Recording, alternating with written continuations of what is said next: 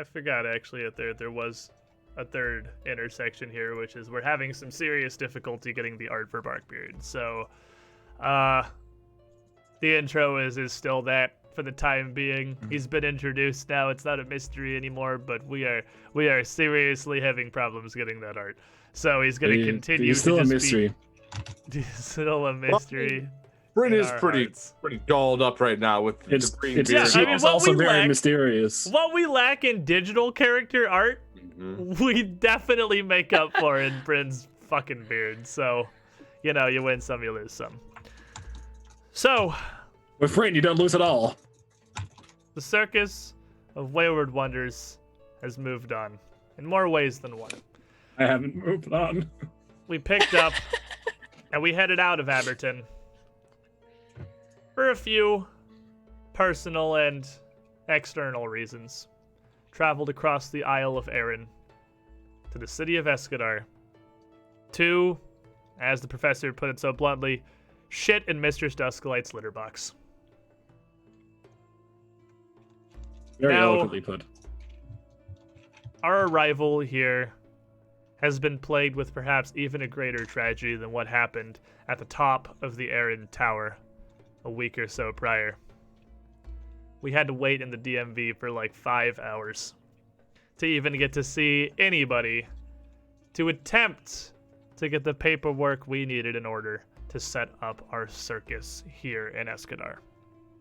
And when we got in there, because of course, the Celestial Menagerie isn't just going to leave us alone for 5 seconds. We had to argue our case in front of one of the Menagerie's employees, doing his best to discredit us. Fortunately, he was an ass, and the lieutenant of the guard did not like him either. But the land we got, staked out to the west of the city, is rough. I'll say rough. It's rough. And it needs a lot of work before we can even begin our preparations to throw a circus or think about advertising. And only 2 nights into our stay, as we had hacked through the thorns and cleared some of the massive boulders strewn across the mouth of this canyon, a pair of wolves rushed out from the darkness, and the blink of an eye had made their kill, leaving one of our performers here, Bartholomew, dead on the ground. At least with him is the wolf who had attacked him, but running off into the night was the other that had come alongside, largely relatively unharmed. And in a brief moment, he'd thrown out some dancing lights to illuminate the path into the heavily forested canyon, before realizing that you really can't see very much of what exactly is down there. And that trails off into the darkness, and it is like 2 a.m. But I believe the last we had come upon here was going to be Selwyn had been moving to rush forward after the wolf, who is much faster than you. Now, none of you are wearing your armor at the moment, as you were working in the middle of the night, and you all are fatigued, as it is 2 a.m. and you have not slept yet. So, because this came up in my other group, it's a little interesting in 2nd edition. Not having your armor on isn't quite as debilitating as it seems, because you keep all of your proficiency modifier and everything. The only thing you're actually going to lose is the raw number that your armor itself is contributing to your armor class. So, for instance, let me go ahead and look at Zerg here. Zerg's armor gives him 4 armor class from his chainmail leotard, adding into his 22. So he's actually only down to 18 for being naked, because he keeps the dexterity modifier and the proficiency bonus to it. He's only taking a -4. But you are all unarmored, and you are all fatigued at the moment, as it is very late at night. And But second I edition, am always unarmored. second edition fatigued is that you take a further -1 penalty to your armor class and to all of your saving throws. And while you are exploring, so if you were to move into the forest here, you are too tired to really pay close attention, so you will not be able to take any activities such as seeking or scouting or recalling knowledge. You will literally just blunder forward into whatever awaits you. Jesus. Okay. Okay. Regardless, incensed, Selwyn was moving off. And I guess as Colby is not here, Ara would kind of stop there. After having sent Frederick out to light the path, he would certainly halt. Kind of looking from Frederick down to Bartholomew's mangled body on the ground. Back to Frederick. Not really saying anything. What are the rest of you doing? I was still trying to revive him, but realizing it's not looking good, I kind of catching Selwyn running off, but I'm still kind of with Bartholomew. How about you, Zerg? Sort of just standing around, arms on sides. Yes, death is unfortunate. Anyway, who's hungry? Quite right. They're quite right. You really have the yes. See, Arbus, you must move on from these things. You know, I understand life is that, a but matter of it's- nature. It is still our friend, though. And I mean, I understand it's the way it is, but he's still our friend. Selwyn, as you're darting away here to the mouth of the forest, to the mouth of this path anyway, you would be able to see that Frederick's light illuminates several forks heading onward. And each of them just leading out into darkness and a complete unknown. At this point, Ara would actually pull Frederick back a bit, illuminating still the mouth of this passageway, but pulling the light back from whatever may lay beyond.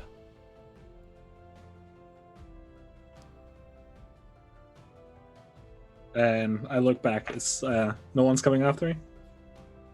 I don't Yeah. believe anyone is. Ara would be watching you. Zerg kind of standing there, and Zerg and Barkbeard both. Arabis still bent over Bart. A bunch of the other circus members are running towards the group of you, but nobody is coming with you towards this trail. Because at this point, people have woken up. The rest of your crew has noticed something is amiss, and the rest of the panicked roustabouts running into your camp have largely raised the alarm site-wide. And I'll walk back to the group. What are you guys doing? Well, do you think we should be heading off so soon? Yes, I think we should go hunt wolves before they kill more of us. At this point, Tulip would come rushing forward. What's going on? I heard a bunch of screaming, but no one's got any sense about him. And since you're all kind of gathered around him, she can't immediately see Bart on the ground. She just sees the group of you, who all look perfectly fine.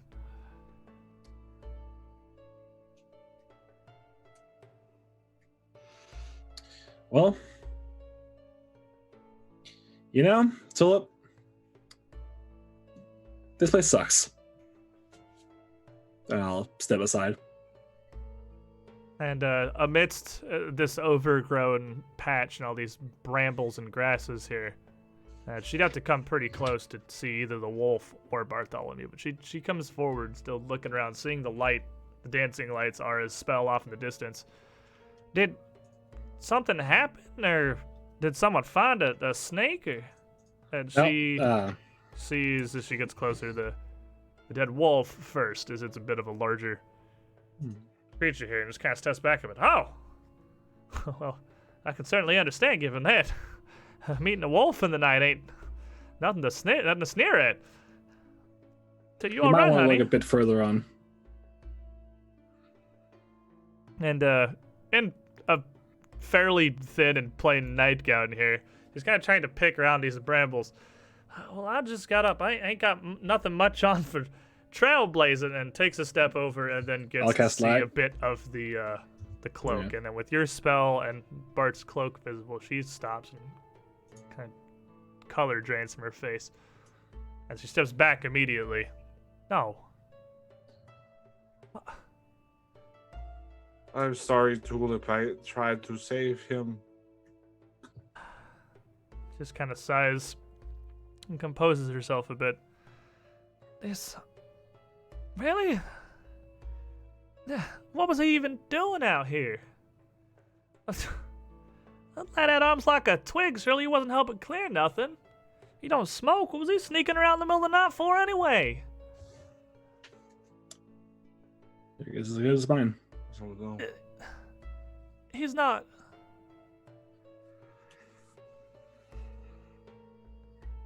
He's not what? You know. I think I know too. Yeah. But.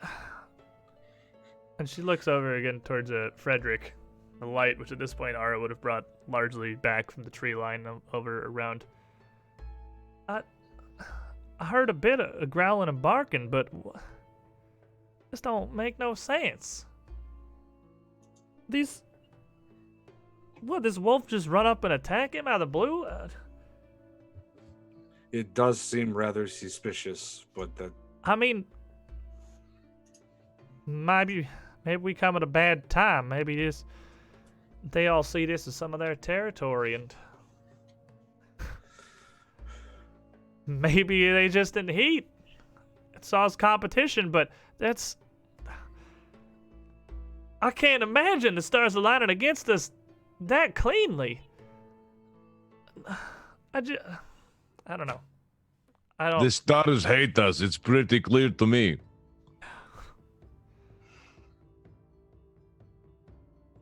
I'm inclined to agree at this point, Sugar. Seems like every choice we make's the wrong one. You have no idea. Well, it's dark, and certainly with all the torches and movement around here, no matter what they think, they're not going to come at us again. Not now, anyway.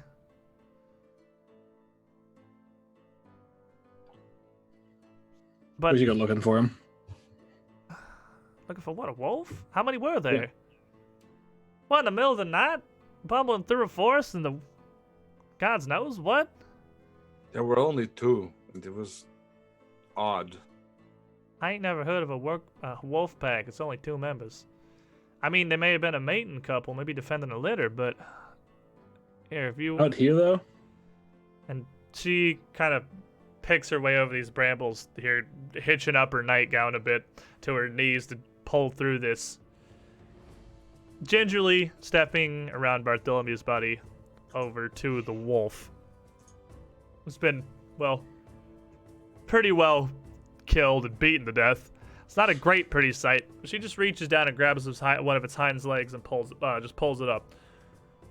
Well, this one here is a male, so if it was defending a litter, it would have been the female, if anything, staying to fight to the death. So I don't imagine it's that. I wouldn't put the smart money on there only being 2 of them.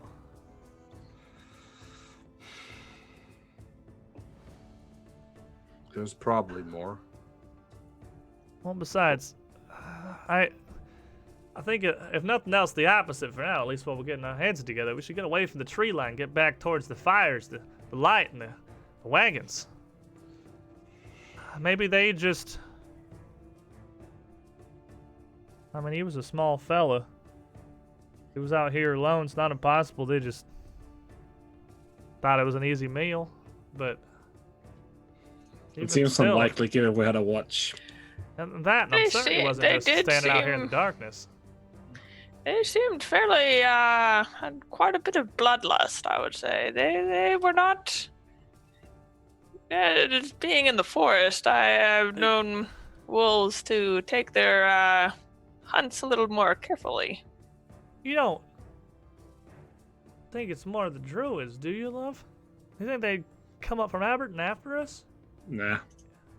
If anything, it's the Celestial Monastery. It's Well, not this going to be seems the the druids. same kind of plagues that Aberdeen been dealing with. Insane animals, stalking, fighting, hunting, cameras crashing. Not sure what just happened there. I don't Lots know. of ways of driving an animal into a frenzy. So, bear with us one moment here as we are having a bit of an issue. Is Twitch So, being Twitch? No, I think Shemu turned his camera off.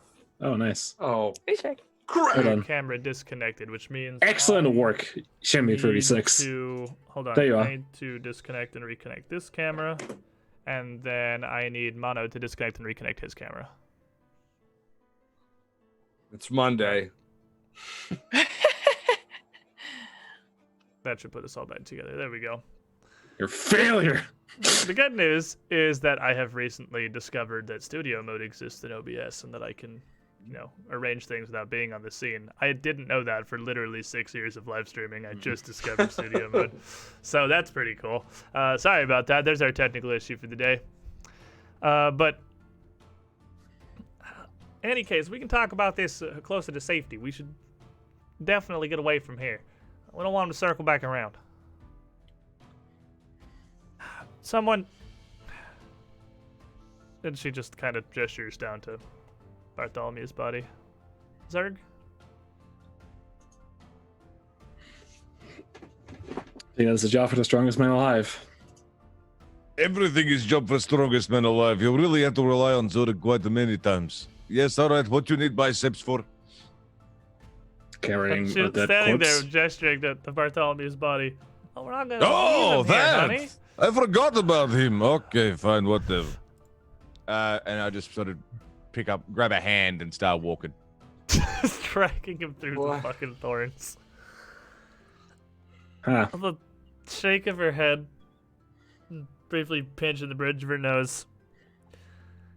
Tulip follows after, as do, I imagine, probably the rest of you. Back towards the camp proper, towards the wagons and the light and the torches and some degree of safety. As you get back in there, at this point, the word has largely gotten around through the camp, and everyone seems to be on edge. A lot of the roustabouts and Sig and even Ilva and some of the larger, more physically formidable members of your circus have gotten their torches and whatever clubs, mining picks, or logging axes they have, and have formed a bit of a perimeter around most of your wagons and your setup here, eyeing out into the darkness to see, well, if there is anything to be seen. Near the center, you have Kabi, the Camboni family with their children, and the professor, all kind of around, sort of discussing what there is to be done. And as the group of you return back into the circle, the professor notices you and motions you to come over as well. Well, we've gotten all kinds of crazy stories out from the help. What happened?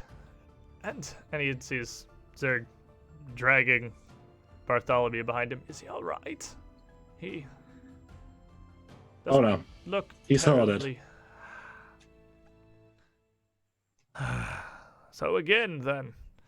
And so soon into, well, hopefully leaving us all behind us. Well, so much for that stroke of luck. Where should I put this? I suppose that's something we'll have to deal with later. I guess just leave him for now. Okay. A heavy drop of the arm and walk away. Well, what happened out there? I've heard stories of wolves, raving packs of them, out in the trees. Barkbeard, you were up, weren't you? So I was. I was just patrolling as usual, and some wolves came out and attacked, and I changed into a tree, naturally, but they seemed rather bloodthirsty. It's not common behavior, I would say. They seemed, once they lose the fight and circumstances change, they would rather normally go back and recoup, but they went after him and he died before anyone could get there. But I suppose it certainly makes sense that no one should be leaving the safety of their wagons for the rest of the night. We should certainly keep a watch up then and, well, make sure no one else is caught vulnerable. Damn. How does this keep happening? Well, in any case, there's still much work to be done, and, well, show must go on and all that. All that. No one's seen anything as of yet. At least I haven't heard any more screaming, so I guess the best we can do for now is head back to sleep and stay safe as we can. We've enough work to do in the morning already, and now a burial to go alongside it. Well, look at the bright side. We've certainly got to be getting good at that by now. Right. For levity, I suppose. Humor is as good a coping mechanism as any other, so I've been told. Well, anyway, it's late, and I see no further help I can be. The wolves come after us, so I'll be hardly any assistance driving them off.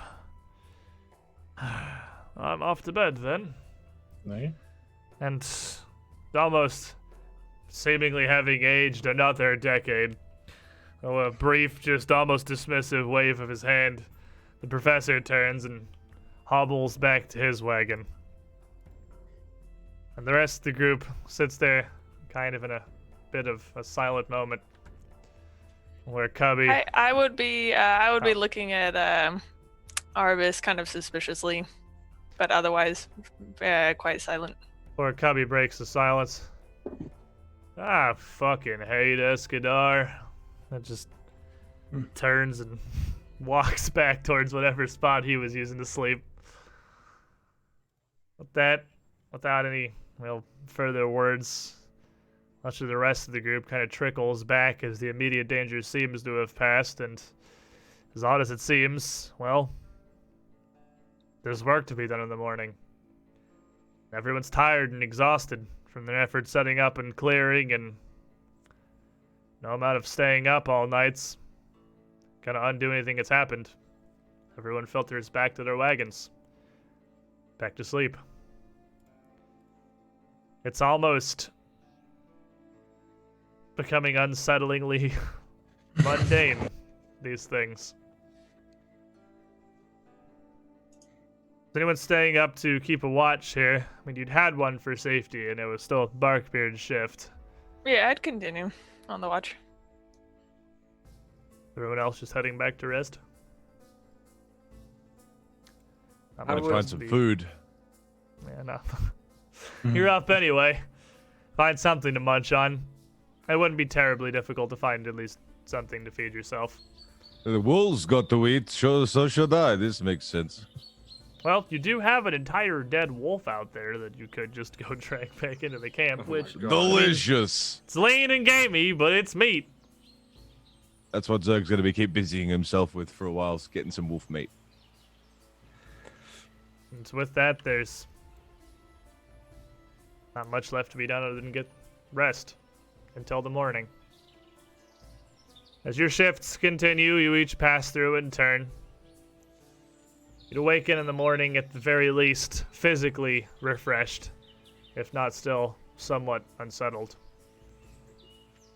Some work would have been done by the roustabouts in the night to at least do what they'd done for Thunder at the beginning of the show. A sheet laying over him, but his body still just laying between two wagons on the southern side of your camp. Just a human-shaped lump under a sheet of burlap.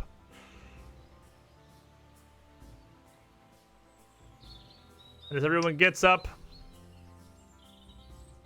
do their morning daily preparations, readying for their things. Tulip would call out to the group sometime about 20 minutes after sunrise. I know most of y'all didn't know him particularly well, but we're at least gonna have a brief burial for Bart here in 20 minutes or so. Figure we'll just put him off the side of the plot, as close to the show as he can be. Whoever wants to come, we'll be out west further from town. And, we're not really seeming to know how to end this. Just kind of waves a hand and walks off.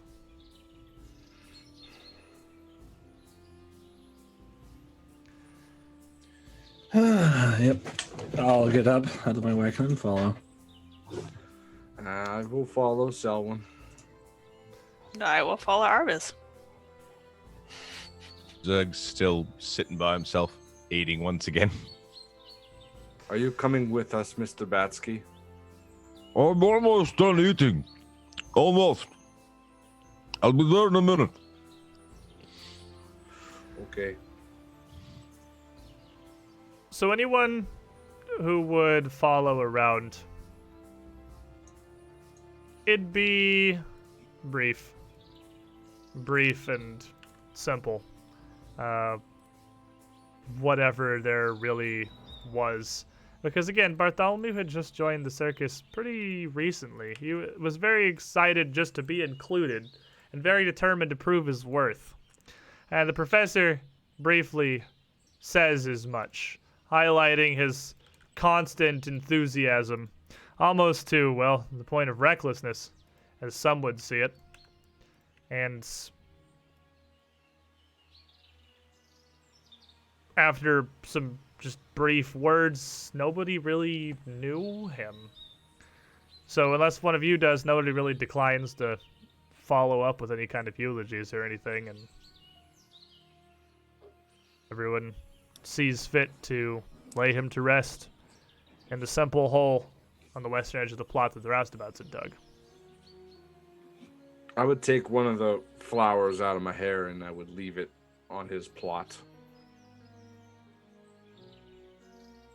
And as soon, well, no sooner is the body buried than everyone returns back to work. Still a plot to be cleared, and if you don't put a show on within the next week and a half, you're going to be ousted from Escadar. And that's everyone's livelihood at stake. So after you all finish up your preparations, as the sun has at least risen to bring some light to the land, what's everyone doing? I think I know what at least Selwyn wants to do. Yep. What is that? I'll give the GM a chance. Well, what do you think I want to do? I'm going to go ahead and guess that you want to probably get some of your fightiest friends here and Go try and track investigate that some wolf down. tracks down the clearing, see what the fuck happened. Selwyn, you want to kill the wolf? No, I want to see what put the wolf out here and kill the source. Or find the source. Killing is negotiable currently. But he didn't commit the act. It was the other wolf. They both went into camp of an act you said it was extremely unlike wolves. So either they're... Selwyn, I thought they were done. No, that's I'm not doubting your expertise. I'm not doubting your knowledge. I'm saying that either those were atypical wolves, which I doubt, or something spooked them, or changed them. And I think the source is probably going to be in the woods. There may be a lot more too, and then we're directly walking into their domain, which they will protect. All right, and then we'll defend ourselves. It was rather odd of those wolves. They were acting not as usual, so maybe you would be liberating the wolves of Arbus. Well, one thing's for certain.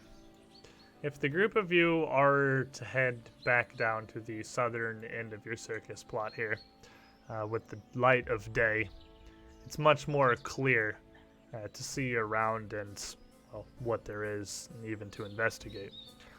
The tree line at the mouth of the canyon is very thick and heavily, densely forested, making it near impossible from any distance outside to really see through. And the large granite hills of the canyon itself rise up to the south and to the east. This sheltered area between them isn't even particularly large, really. It's maybe 100, 200 feet across. And since these stone walls are so severe, it's almost as if they have channeled all of the area's vegetation into this one overgrown pit. And as you saw last night, and as you saw when you first arrived, there are visible here 2 fairly clear trails leading into the tree line. One which the wolf had followed up to the northern end, and another one to the south which looks like it's been untouched for some time as the way is blocked by a massive, gnarled, fallen oak. A lot of the roustabouts that were out last night saw some of what happened, and they are treating the eastern passageway here with some skepticism.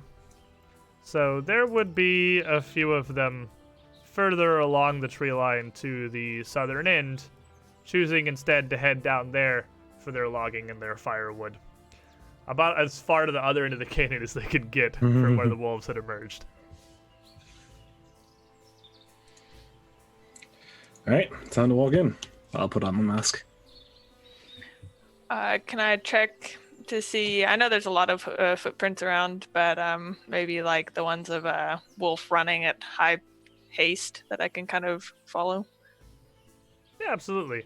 As you move forward up to the edge here, go ahead and make me a survival check. It's a very poor survival check. I might want to re-roll that survival check for the day. I will re-roll that.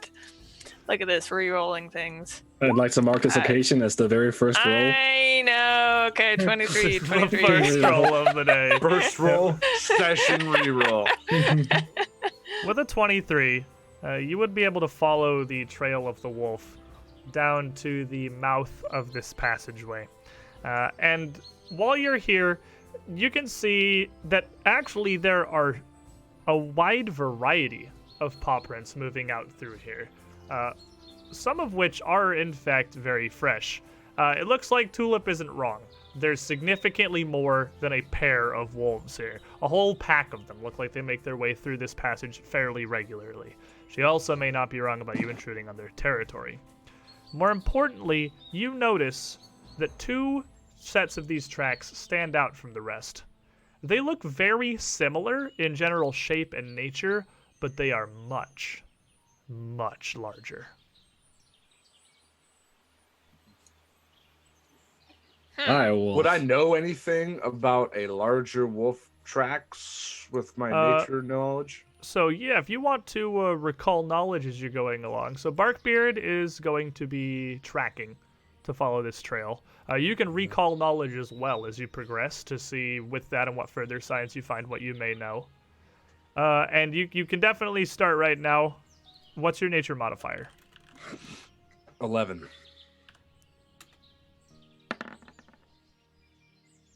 You would certainly know that it is far from uncommon for some particularly successful wolves to grow to a much larger size, and it's not even inherently a different breed, though it can be. These supposed dire wolves do fairly regularly mingle with the, I guess, lower ranking members of their kind, and are very similar, possessing almost more of a strange canine cunning than even the smartest of their brethren. They're a fairly frequent and well-studied danger in any kind of wilderness situation. And the tracks that you're seeing here, the Barkbeard has found alongside the smaller wolf tracks, does very much hint that dire wolves may be present.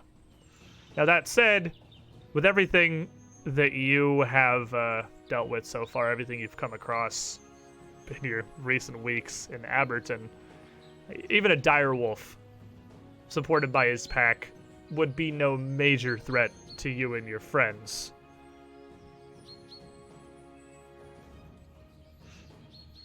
Right? Might be a couple dire wolves with the pack, but I mean, what is our goal here? To find them and do what, Selwyn? Find the source of whatever lurked the wolves out here in the first place. You know, Might just start be their walking. home. It could be as simple as that. Nah. I do find that unlikely. So, Selwyn, what are you going to be doing as you're heading? I'm into the forest sneaking. here? You'll be trying to keep yourself kind of Hidden, yeah. hidden at least. So I assume it's probable that you want Zerg at the front. I Yes. would imagine, as he is Yeah. the large half-orc man that is here to do large half-orc things. So, as the group of you proceed, I'll go ahead and put you this way, so he's got a little bit of a lead down into the I can, forest. as I'm tracking things, I can also be up front. Okay. Mhm. Yeah, go ahead and arrange yourselves however you really want to travel here. I'm not going to try to restrict you. I'm just Whichever way we're going, I'll just be next to Put you Zerg. Okay. So as you move here, you can see that this pathway does split in a few directions, and this is where you'd seen the wolf disappear last night. But now with the light of day, it's clear to see that this leftmost fork doesn't really lead a whole lot of anything. A thin trail cuts to the east, ending at a very sheltered glade with a small, very clear pool of water, actually. That does look like it has a bit of motion, although it may be fed by a spring underneath or something similar. It looks like it may be a fantastic source of water for the group of you while you're down here. On the opposite end of that, the path to the south winds away to another massive fallen log. And that there leads into an area that looks to very thoroughly be a swamp. And I'm aware that you can see a perfectly well-lit area below that. That is a Roll20 glitch, and there is nothing I can do about that. That portion of the map cannot be hidden. I am very unclear as to why, but it just Yeah, is it's what okay. it is. But yeah, it's broad daylight anyway, so I mean, you can see pretty well regardless. Yeah. So that water is murky, damp, and it looks almost thick. The southern end of this, where the canyon seems to pool near everything, looks like it has turned into a swamp of sorts. Where this log of a tree you see seems to have toppled simply because the ground could no longer support it, as the water slowly soaked and wore away its supports. The third path is much more standard, cutting forward ahead before shearing off to the east as well, towards the cliff face. So I Will we wouldn't take be the able to clearing tell. first? Gone. Okay. Yeah, sure. Now, Barkbeard, as you are still following these tracks here, you can tell that the tracks proceed down this center path. The whole pack seems to travel that fairly regularly. There are a couple errant splits on either of the other trails, as of course this is probably its territory, but none fresh and none the main walkway. Well, if you'd like to check out this fresh water while we're here, we certainly may. But the trail does lead that way, but I am not opposed. We have plenty of time. Just in case, if it's a source of fresh water for the circus, then it's worth noting. So Zerg, as you guys are traveling through the tree line, what are you doing? Barkbeard and Arbus right now are trying to follow the tracks of the wolves, while Selwyn's kind of staying hidden on the tree line. Zerg is seeking, but kind of looking for danger, but more looking for something to hit. seeking targets, seeking Yeah. prey, perhaps. Seeking targets. So as you head around into the glade and come into this clearing, you can actually see that it is occupied by what at first looks like a massive sleeping grizzly bear. A huge creature that is in a near hibernative state. Does not even appear to react. But as you come further in the glade and can get a better look at it, you can tell that it is clearly a corpse that has been savaged by massive claws. What? It's set on the Got western excited for a side. second. It's set on the western side of this small clear pool, kind of muddying the water a bit on the left end of it, as it's, well, half lane into the thing, sort of just bleeding and oozing. It's a much less Like pretty grizzly sight death. than the glimpse you saw from the passageway. Well, we should maybe move it away from that fresh water, I would say. Yeah, How agreed. fresh does the kill look, though? Go ahead and make me a nature check. All right. As you are recalling knowledge, this is appropriate. Good bear. 24. 24, it looks like it was killed within the past week or so. It hasn't really even started to decompose, though the flies have certainly taken note by now. It's relatively fresh. Additionally, you can tell that the claws that have ripped this thing apart does not look like the work of a direwolf. A direwolf fights largely with its jaws, its fangs. This looks like it was slashed at with massive talons. This does not look like wolf's work, Selwyn. So what you're saying is There's something else worse out here.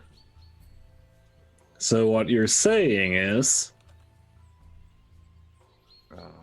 Did Let's go fight. Let's go. Come on. I want to find this thing. Bigger than wolf. Excellent. Let's go. Zerg, make me a perception check while you're up, just kind of looking across this glade for something to beat the shit out of. 17. I'll whisper to Ara. The answer was I was right. Selwyn's right. So as you're looking across this, you can see down in the clear waters a faint motion and occasional bubbling. This does seem to be perched directly atop a natural spring. And where the body of the grizzly bear moved away, it would be a great source of clean, fresh water. The single tree here in the glade that's grown up out of it is a massive, knotted and gnarled oak that looks in spectacularly better shape than the rest of the trees around. It has fed gloriously from this pool. You said a bubbling in this thing right in front of us. Yes. How in this how pool. big is this water? It looks like it's probably about 3 feet deep or so. It's like waist deep. I dive in. Oh, Jesus. All right. Fair enough. Seeing, well, Fair enough. it's mostly clean. Zerg just jumps right in. Well, no And it's- longer Right, clean. right to where I saw the bubbling. Now it's fairly warm out here as spring has marched on. It's pretty solidly in the mid 80s probably, and this cool water feels great. But as you jump in, eyes targeted on something. Is there gonna discover what a spring is? He's punching the water. Oh, my. There's something here. Punch, punch, punch, punch, punch. Splashing this water around as he does. Why An is he interesting attacking way of water like that? Is that some sort of orcish Might- dance? might be a cultural thing. That's what I was thinking also. Oh, I've never told you this one. It's very bizarre, though, to just viciously attack water. He's gonna It does stand appear up. that Zerg is beating the shit out of the kiddie pool. He's gonna stand up. It's gone. I protect all of you. There was thing in the water. I think I killed it. All right, good. He's gonna- What was it? I don't know. Something breathing or something. I don't know. Was it like a fish? To use. Look at me. Do I look like I don't know what fish is? Yes. Very I mean, most upset with people- all of you. Dripping wet is going. So it's just going to meander just over back here. Heading dripping. back. How about the rest of you? I'll drag the body away from the water, so it does not Alright. contaminate. So moving it up at least into the trees here on the west. You can deal with hauling it further away later now that you know it's here. You get it out of the pool, and so it's Yeah, that's all I care about. not If it's out of the water, rotting it's in your fine. water supply. Yep. But this will allow Well- you to clear this area much more quickly, not needing to go all the way down to Escadar to use the town's wells. Perfect. I guess Fresh we'd better water. head out this way then. I guess we could tell the people since they're literally right around the corner. We could. I don't know what just happened to Barkbeard. I don't know. Oh, I'm in. Let me see here. You literally jumped across the entire map. I have no idea. But give me a See you brief later. moment to hide all of the stuff that just got revealed. Oh no. Sorry then. I don't know Yeah, what Cool. happened I've there. got no idea what happened. Roll20 seems like it's working about as well as Twitch today. I see. The problem that we're having here seems to be that the hiding feature just doesn't work at all on this map for some reason. Okay, well, we work with what we got. Anyway, you make your way back to this central clearing. This is gonna be a tech issues day. It's okay, we haven't had one in a while. We've been well overdue for a constant problems stream. All right. Okay. So do we want to just continue on the trail then? I suppose. Perfect. Off we go. Tally-ho, tally-ho. Go ahead and arrange yourselves. I Elio. imagine it's gonna be something like this, more or less. And so you continue to make your way down the path. I'm having incredible difficulty dragging your tokens. It's phenomenally laggy. So, Welcome to hell. Roll20's just barely working today. Bear with me, please. The universe No. does not have any more signs it could possibly be sending. We have all of them. But this We're trail going leads into a cave. This trail leads around to a pretty open cave face. The forest ends pretty abruptly against the massive granite slab that is the cliffside here. But a huge cave mouth yawns open in its side. It's 10, 15 feet across in each direction. A massive hole leading into an equally enormous chamber that you can see into here. This front room fairly visible in the light of day streaming down through the trees. But inside and beyond, it seems as though it is going to be pretty dark. I will Well- cast light on Barkbeard. Well, solved. Why, thank you, good sir. Or madam, I guess. That's how you people classify things. You can call me whenever you want. Well, I regret it immediately. So Barkbeard's still following the trail of these wolves leading into this opening of the cavern. The tracks do pretty cleanly lead this way. Now, the problem is while the opening in the cliffside is pretty massively large, a huge area that has just kind of fallen away from the granite, over the next 5 or 10 feet, it almost immediately descends. Where it wasn't exposed to the weather, the cavern itself is much narrower. It's about 5.5 to 6 feet tall. So, Zerg and Artis, you're both going to be taller than this cave is, and you're going to have to literally stoop constantly to move through it. Easy Selwyn and peasy. Barkbeard, you have no Doop, problems. doop, doop, doop, doop, doop. Easy peasy. As you head in, you can tell that this cavern has been used by a pretty decent amount of people at some point in time, as it bears clear signs of human occupation. Some random bits of trash heaped up around the edges, this massive chasm in the northern side having the worst of it. And as you're searching there, Zerg, coming in, you also would notice that amongst the leaves and dirt that have blown and rolled in here over the years, covering much of this first chamber, there are some randomly scattered, very rusty caltrops. Pointed, spiky stars strewn across the ground. Huh. Very strange. Very strange. That's This is an Anyone odd that place. notices this? You are the only one seeking, so you're the only one who notices this, yes. I'm just gonna quietly pick up a little handful and put some in my bandolier.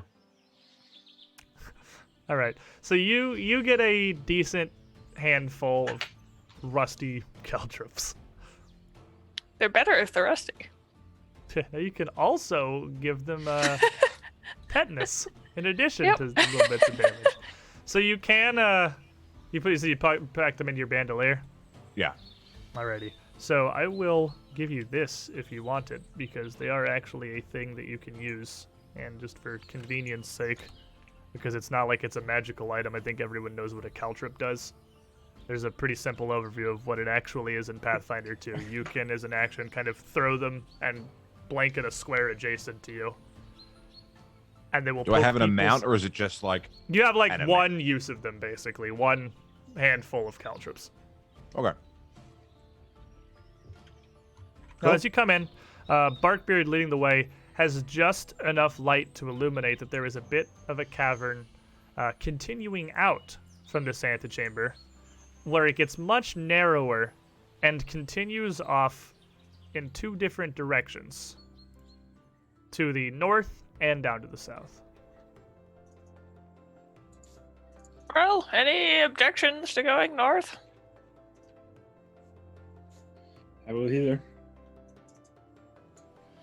Let's go. Good. Let's go. As the big man says, crouching over and whatnot. All right, so the group of you come up to this forked passage, seeing it expanding into yet more caverns in either direction. Barkbeard leading the way Go with his north! light to the northern end. Now, as you get in here onto the rocky stone floor, it's pretty much impossible to continue following the wolves' tracks or see where exactly they've gone from here. But this northern chamber, still very small, clearly was inhabited by something a little different, as there's a couple of crude holes that have been chiseled away in the walls of this cave, with ancient, burnt-out handles of torches jutting from various places. There's even an old fire pit, a ring of stones circling ash, and a threadbare bedroll on the western side of the area. And against the walls here, there are occasional heaped chunks of granite and some dirt, as if efforts had been made to clear the floor of the area. It's a little bit taller in here, as this cavern opens up and the ceiling raises up to about 7 feet, allowing Zerg and Aribus to stand tall once more.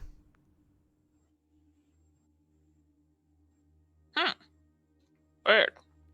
Well, seems as though someone's staying here. Let's go find whoever it is, I guess. Oh, As you come into this, Zerg, go ahead and give me a perception check. If Barkbeard doesn't object immediately, Zerg wants to like kind of pick him up by the scruff and use him as a lantern. I am a great lantern, I'll have you know. Just holding Barkbeard. And just having sort of look around. And what am I rolling? Perception? Yeah, give me perception. 23. 23, you find a couple of things. First of all, tucked into this old bedroll, there is almost a loose leaf notebook, several sheets of parchment just bound together with simple leather cords. It's a journal of someone, and it looks like it hasn't been touched in, well, some time. If you thumb through it, the first entries appear to be from 4700, 20 years ago. And flipping I through throw it... that at Selwyn. Never mind. Throwing it at Selwyn, who flips through it, I imagine, to see if it has Yeah, I anything can of read. value. It's definitely a diary, if you care to read through it. Yep, But as I you... would. Okay. As you quickly flip through, though, you do see that there's a bit of a map included. A fairly rough sketch of the cavern system.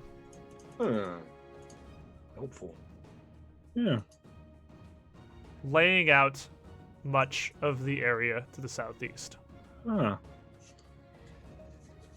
Clearly this was kept by whoever it was that was living here for some time, and as Zerg is rooting around still trying to find things, you would actually uncover behind one of these little piles of granite chunks that have been cleared away from the floor, there is a small cache. And inside it, a tiny chest. A teeny tiny chest? Like, Yeah, like a little chest, maybe about Teeny 6 chest. inches across, maybe like 4 inches tall, and it's set back into a niche on the floor of the cavern. I put Barkbeard back down. Quite. Hey, somebody want to come have a look at this? I cannot open this. Big fingers. I've always wanted to try my hand at this, fiddly things. I've heard lock boxes and such. Very I'll check interesting. if it's locked. It is not. It's not locked. I'll just open it. I've always wanted to do. This is this is not as challenging as I had once thought it would be. Simply Very good at flipping up the lockpicking. latch on the front of the box. Barkbeard pulls out this small chest to reveal that there is something else cloth folded up and tucked behind it in the hole. And inside the chest itself are a small velvet bag and a very fine set of tools. What appears to be lockpicks and shims. Huh. Odd that they would have lockpicks in a box that's not locked. Very weird person we are finding here. Now, this tool set that's in here, the tools are wrapped up in a thin leather case and very well kept. Fairly ornate and an expansive array as well. These thieves' tools, while not evidently magical, would be well made enough to give anyone using them a +1 item bonus to thievery checks to pick locks and disable devices. Who picks locks? Is that when you pick locks? I pick locks. There you go. Pick locks. So you have, if you want to just write down for future Googling reasons, you have a set of infiltrator thieves tools and 2 infiltrator picks.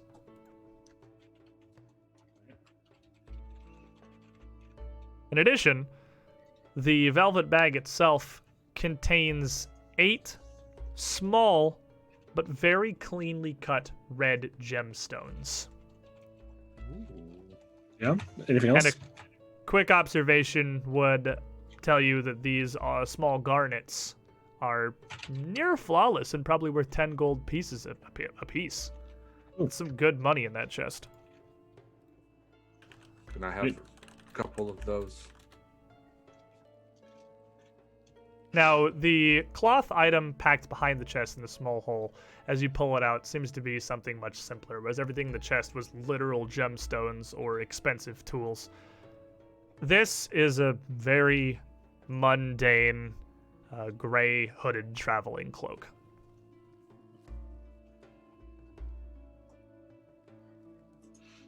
Right.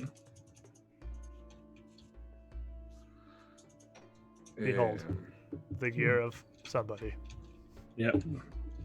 Behold Now- someone's belongings. Doesn't As detect as Barkbeard magical or anything? As Barker's mundane. looking through this stuff here. Selwyn is reading through the journal. It details the exploits, at first, of a pickpocket, but later, one who honed her skills to become more of a cat burglar / home robber. As you read through these entries, you can read the scale of this woman's crimes increasing. You can gain that her first name was Juniper, but she never signs her last, and you're not sure if that's a code name or an actual name that would be recognizable. It progresses to truly, honestly ambitious heists, and it makes decently good reading just for entertainment purposes, where near the end she was robbing banks and temples. One of the last entries, Juniper confides that she is concerned. She has some worries. She is relatively certain that Lieutenant Constable Saria Madrad, the name you would recognize, but at the time would just have been a sergeant, may have some hard evidence of her guilt. And her last entry is from 4712, 8 years ago. Now, with this map that you have along with you, that came in the back of this, that you'd sketched out, this nearest cavern here to the east is labeled Wanderer's Folly Danger. Ah. As you come through this, the only other thing that really jumps out from her exploits that seems to be particularly interesting is that she mentions stashing some of her valuables in a cache in a nearby oak tree. Yeah. Now, Arbus, you were asking some stuff. I was just wondering if any of the cloak or anything detected is magical. I don't have detect magic. I have detect aura. So you can still, you can definitely still check the items independently. And with a bit of your magic, you would actually determine that this very plain-looking cloak is in fact magical. Ooh, I was wondering. I don't know if I have any way to identify. Anybody with sufficient knowledge can identify a magical item, but it takes 10 minutes. It's not a quick activity. None of the rest of the things would register with any kind of a magical signature. All right, we're not really in a hurry, are we? I'll take the 10 minutes. Try to figure it out. Well, nestled here, back in the cavern, Zarbus sits down to attempt to identify this cloak. What are the rest of you doing? Hiding. I'm waiting in case someone... Hiding and peeping in case some stuff shows up. I don't trust this place. I imagine Watching this would the largely door. be while you were reading through the journal. And, Just kind of wandering around, poking at things. you know, like Galeshi. Zerg? Watching the door. Just watching this whole entranceway. So you and Selwyn are both here. Selwyn hidden around the corner, and you just standing brazenly in full view of whatever may come, while Arvis makes some attempt to identify this. So you said your nature modifier is 11? Yes.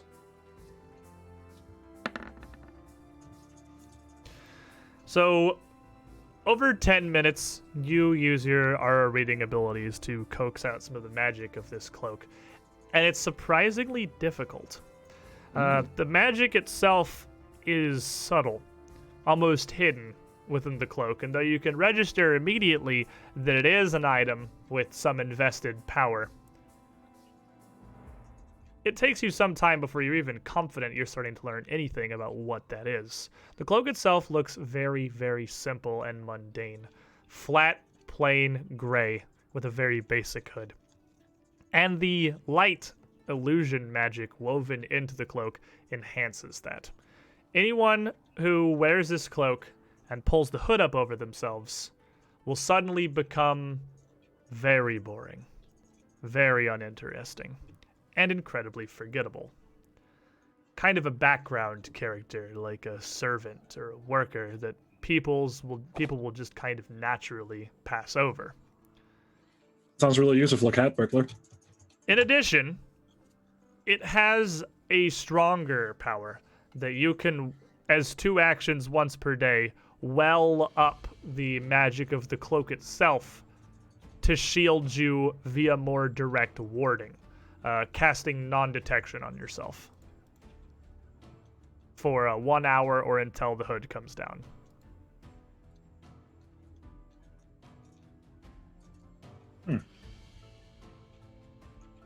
Now, you would know it would be very obvious that wearing a cloak like this would make you better with stealth and deception to hide away, but would natively make you much worse at diplomacy and intimidation.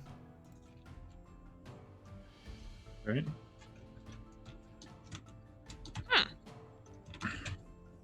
So with that, Can't see any use for that. Seems very odd object, I would say. Do you like it in particular, Selwyn? Honey bunches? Honey bunches. Lovely acorn. I've heard many people call. If you would like a different name, I have many. I've heard very many in the forest. Normally it's where young people go for less, known subjects, I would say. It's very entertaining. Honey bunches is very good. I like this. I like it. I always liked honey bunches too. When the young lads call that, the women are normally very sweet. Selwyn is very sweet, like honey bunches, so it makes sense. Quite right. I Call like me honey. strawberry. Strawberry sprout. Young That's pink good. strawberry sprout. Yes, quite. Yeah, I like that. well, the question though is, do you want the cape? Oh yes. I mean, I was focusing on the important part. I mean, it really adds into this whole, spirit of vengeance, guys, you got going. You have a literal, demon Yeah, I have a cape. Yeah, kanji demon mask, and then you have this little actual hooded Don't look burglar at cape. Can I pull up the hood without becoming super unnoticeable? No, pulling up the hood is what activates the latent enchantment in the cloak. So you can travel with the hood down, and it will have no effect on you. With the hood up, it starts Right. to work its magic.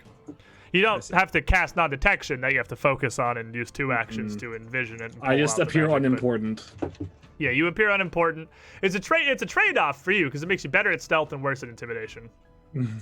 Though it is a single interact action, even in combat, to pull up or put Yeah. the hood down. That's cool. Switches you between sneaky mode and shouty mode. Yeah, I'm always in both. With Do I know that, how big of a detriment / benefit it is? you do not. Hmm. In second edition, identifying an item tells you Yeah. generally what it does. Without a critical success, if you get a critical success, I'll generally just link you the page so you can see all the specifics yourself. Right. But no, you just know that it will make you better at sneaking and worse at intimidation. I may have phrased it wrong. It doesn't make you massively worse at intimidation, but it makes you better just at make you stealth and worse. deception and worse at diplomacy and intimidate. Okay. Makes sense. So with that, are you putting the hood up? Because since you are sneaking, it may be immediately relevant. No. With I'll that put my and hood on nothing, until I have my black outfit. fair enough. Nothing of real, The full persona Further. must come together. nothing of further interest being immediately visible in this chamber. A journal of a bandit, and a new cape and some free gemstones in hand. If you continue to travel throughout the cave here, following along as it heads to the south. And as you would come around this corner here, most likely, Barkbeard's lights in the front, it's probably more like Zerg up behind you, I imagine. Feel free to shuffle yourselves a bit as you want. I'm just dragging the group of you around for movement purposes. Barkbeard's light illuminating this cavern labeled with such a warning to your east. You can see that it is split by a natural pillar in the center of the room, with a strange, I guess not really, for how deep in the cave it is, it's a little odd that a carpet of lichen appears to have grown out lichen, I'm honestly not positive, across the floor and lower parts of the wall on the eastern edge of the cage. And Arbus, make me a, well, you don't even need to make a roll for it, honestly. As you're recalling knowledge following around here, you would know that there must be some kind of a leak or a connection to an underground water source nearby that cavern, which is what the lichen is persevering off of. And Barkbeard, as you're no longer tracking, what do you want to be doing? I'll also be seeking is the one where I'm just rolling perception, right? Seeking is already just rolling perception, right? Yep, that's one. But as you come around and lift your light, that is just your body, into the southern cavern, you can see an oddly shaped kind of oblong cave here, and you would all be hit with a strong smell. A smell of something most certainly living here. Scraps of fur, antlers, and bones are heaped in the corner across from you, visible behind several members of the wolf pack that are currently resting, spending their day inside this cage, or inside this cave. But as the group of you and the light comes around this corner, shining into their lair, not only they, but the massive dire wolf standing as their leader notice your presence and immediately move to defend their territory. And at that, my friends, we are going to That roll does seem like an initiative, doesn't it? some initiative. It sure does.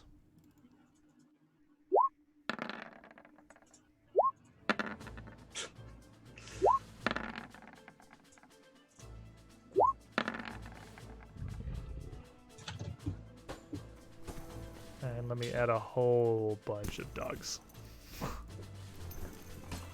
I'd like to give a brief shout out to Paizo's bestiary cards here, because Wolf and Direwolf are on the same card. So that's cool. That makes writing this encounter a lot easier. Alright, so I need to roll 5 wolf dog. So we got one of those. We got one of those. Got another one of those. Get him one of these. And one of those. And then Big Chungus.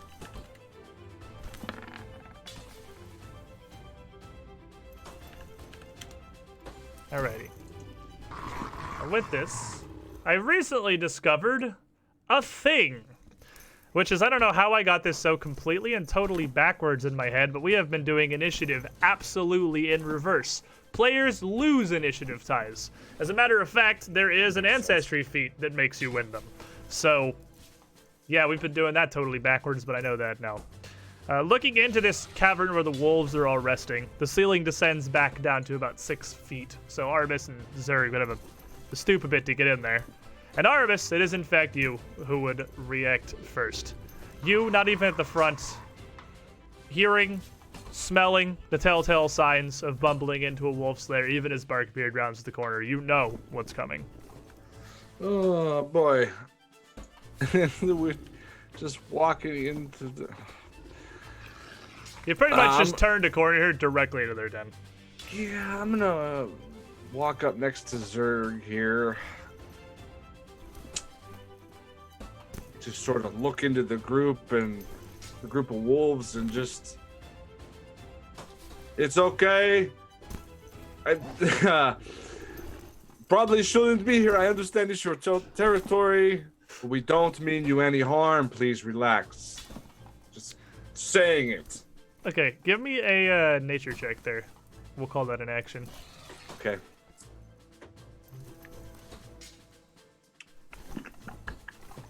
How'd it go? Oh. 30. With a 30, you could definitely see, given their aggressive posture. First off, bumbling into a wolf's den like this, it's near unfathomable. They're going to back down. At this point, they are defending their territory in what they would see as a lethal struggle. But beyond that, these wolves seem to be even more bloodthirsty than you would assume. These wolves look near rabid, almost. I got 1 action left. As I see the anger and all that, I'm gonna raise my shield a little bit. Caught off guard by that. Please no. Oh. All right. As you do, the nearest of the wolves here lunges out from their den towards Barkbeard, jaws snapping.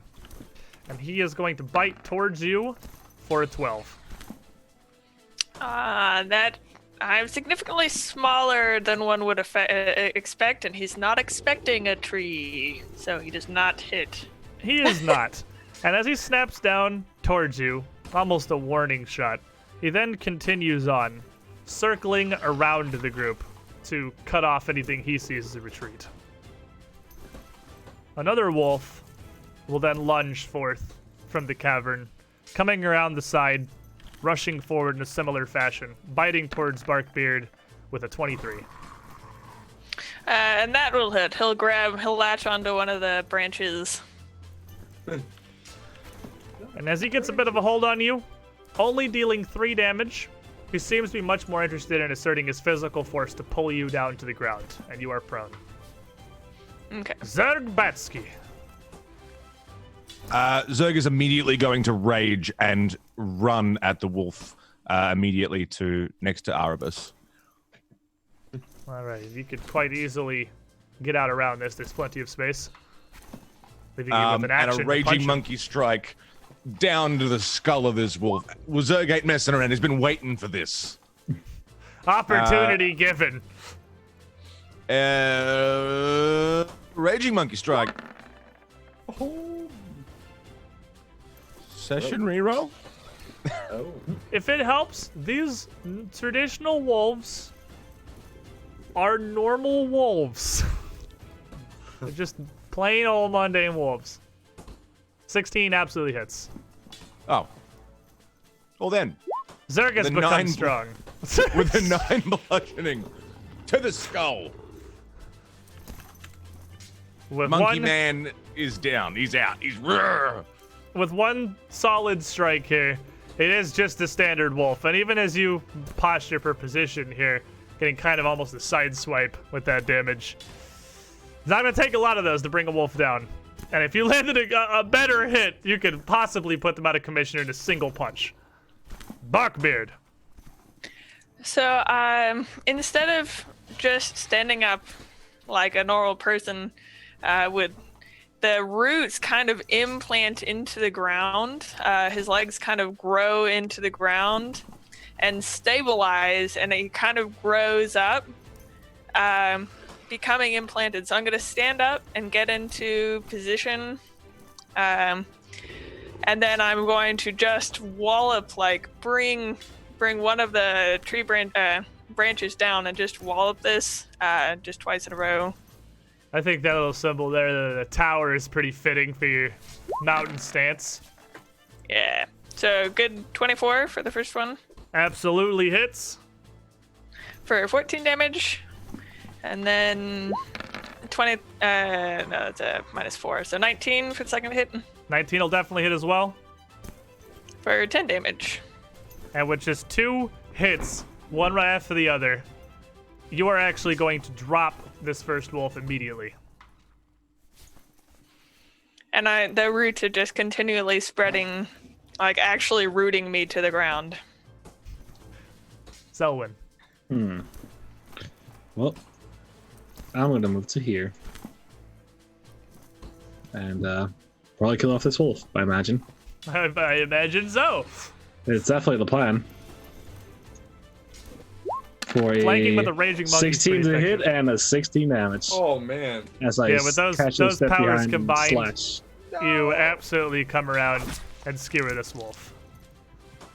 No trouble whatsoever for seasoned adventurers such as yourselves. Leaving you with 1 action left, I believe. Yeah, it is. Unless you flurried. I assume you just hit it. I just hit it once, yeah. I mean, I don't need to twin feint when I'm already flanking. True. I guess I'll cast shield. Haven't done this in a while. That's not a bad idea either. As you can see, there are a lot more wolves coming out from the distance. And with that, the floodgates seem to open. They rush forth, bounding around the corpse of their fallen ally. This one, as that first wolf falls, turning and biting out towards Zerg. Teeth lashing forward for a 10. That's a critical fail. Is in fact a critical fail. And boy. with that, he just doesn't seem to possess the strength to be able to bring his teeth to bear against Zerg. Another wolf rushes out, also kind of squeezing up alongside the fallen, trying to bite Barkbeard as he roots. He's gonna bite you for a 20. And that is not, now that I'm kind of rooting down, it is not going to hit. I've kind of really sunken in, and the bark of is really kind of thickened up. And you just are so solid, he's not managing to land anything. So Yeah. attempting to, this quick harrying bite continue on through you, he is going to attempt to scoot past with a 16 versus your reflex DC. Reflex DC. 16. That does not match my reflex. No, he does not. I'm a solid stance here. So he is, in fact, just trapped right there. With that, though, the larger wolf, the dire wolf, works his way out from the back of the cavern. And he is large enough, his snout so massive, that he has no trouble simply biting past his companions. And the first snap of his jaw is going to lash towards Barkbeard once more. A maw larger than your entire body coming in for a 24. Oof. And that's just gonna hit. It just manages to snap around one of the limbs. So as he sinks his teeth into you, you can tell that these wolves work together as a pack fairly effectively. And as you're being harried by 3 of them now, their attack as a group makes each one of them more effective. It's much more difficult to fend them all off individually. The dire wolf is going to bite you for 13 damage. And as you see him close his jaws around Barkbeard, he does not let go. You are grabbed. Last of the wolves is just sort of in the back here, circling, snapping, and baying. Both unable and unwilling to press past his alpha to try and get a piece of the action. Arabis. Oh boy, this is going south quickly. They don't seem interested in diplomacy. Not so much. Well, then let's up the game.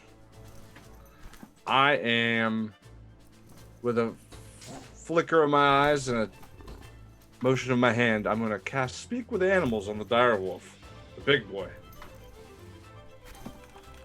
I think pretty sure you can't speak with animals on yourself. Right. I got that wrong last time. It's me. I cast on myself. All right. So throwing that up, you gain the ability to almost converse with this wolf. And this is interesting because it does kind of heighten their awareness. It almost gives you a strange ability to understand as if they were speaking.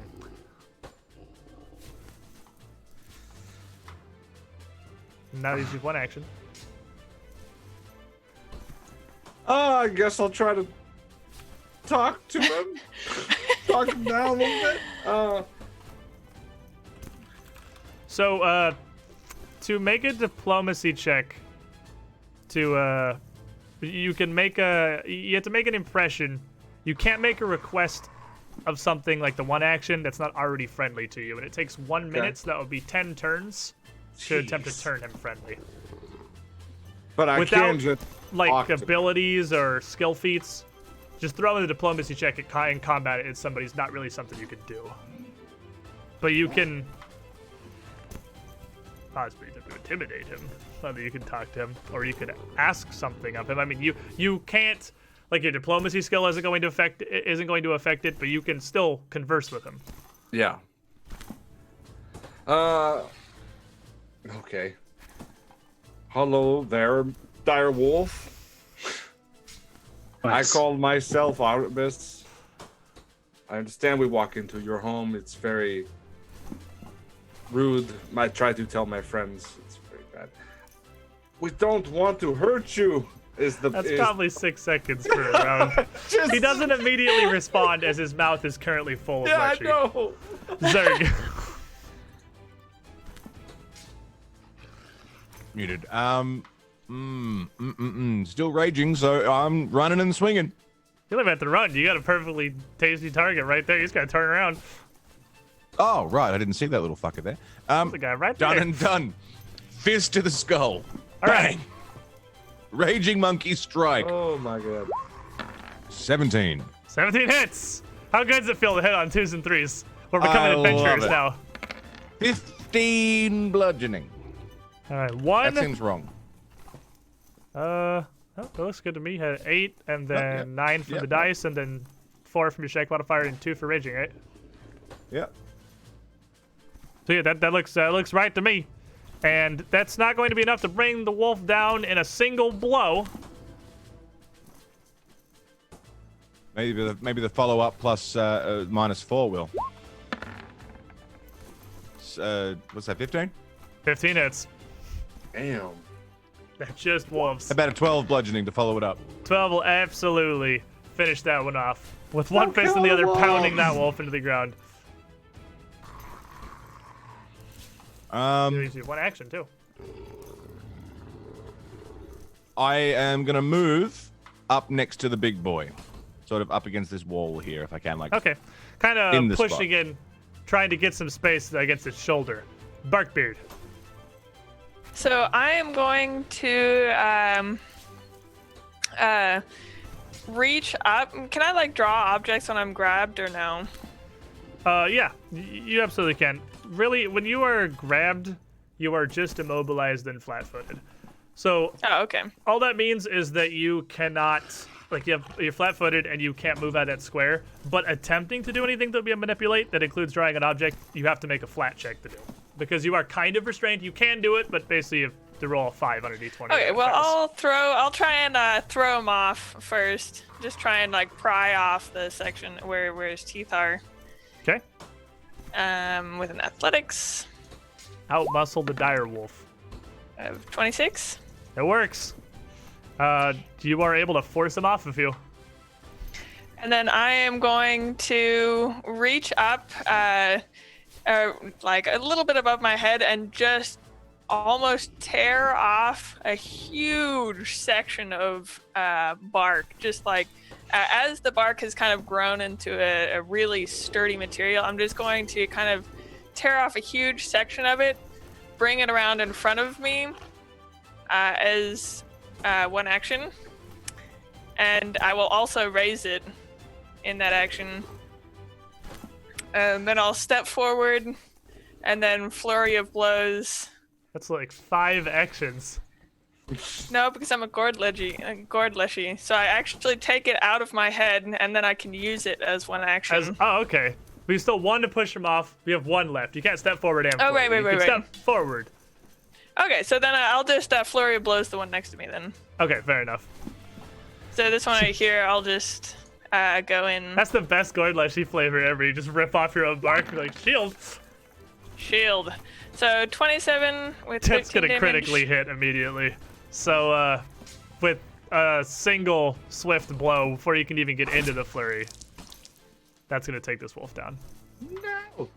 If you're having absolutely no problems handling the pack of wolves.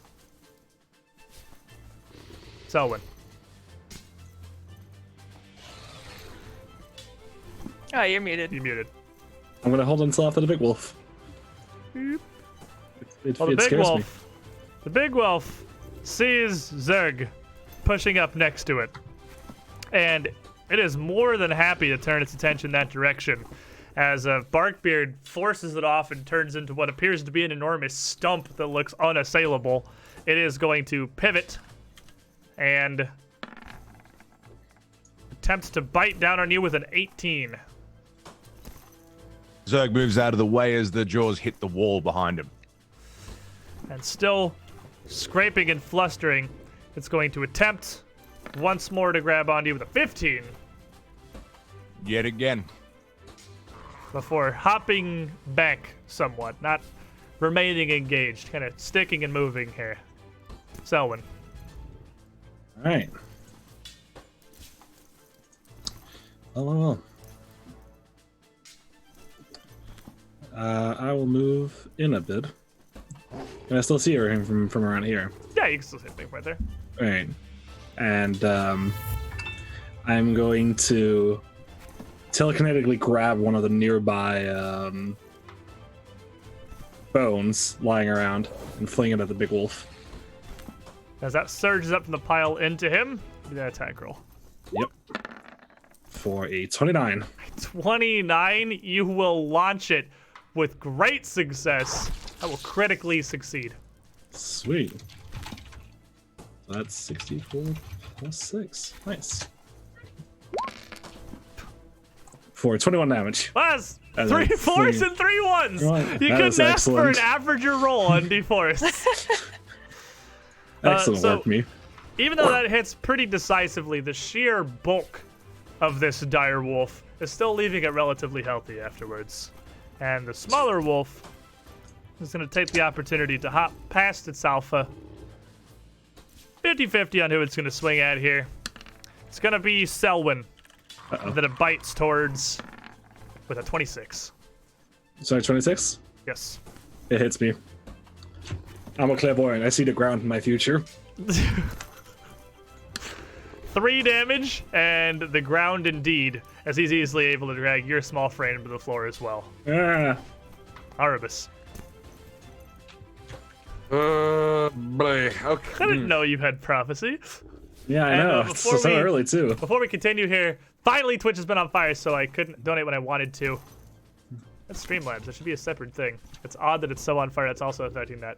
Juniper sounds like a very nice girl who will steal my heart, but I barely know her. Enjoy my puns and make the PCs suffer. Villain point. Thank you, Ricky Caster. Wow, really takes the starch out of it. Arvis. Okay. Well, big bad dire wolf. Everything's going sideways here. It's not looking good. It's looking great, I think. I don't know what you're It's looking looking at. good for the team, but not so good for the wolves. It is not looking good for the Wolves, no. You're rooting for the fucking wolves? What kind of team player are you?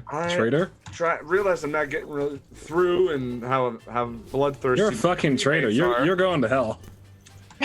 I am going to attempt to charm the dire wolf into being my friend.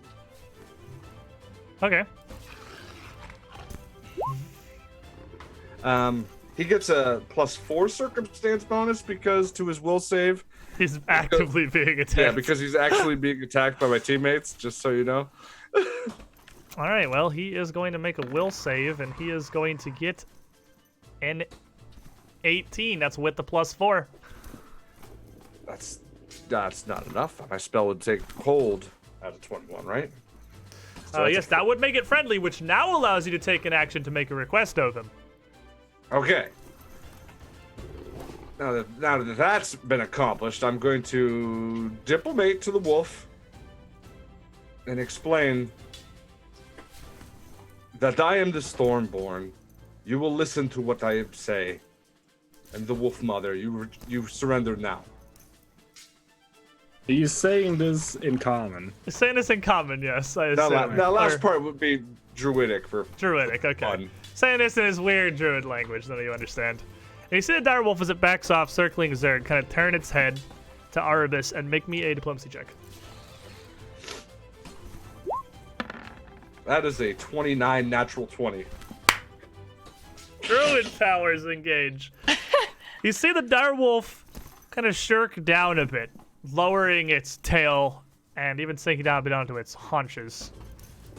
And it growls, but kind of differently, ending with a bit of a whine. And Arabis, with your animal speaking magic, you would actually understand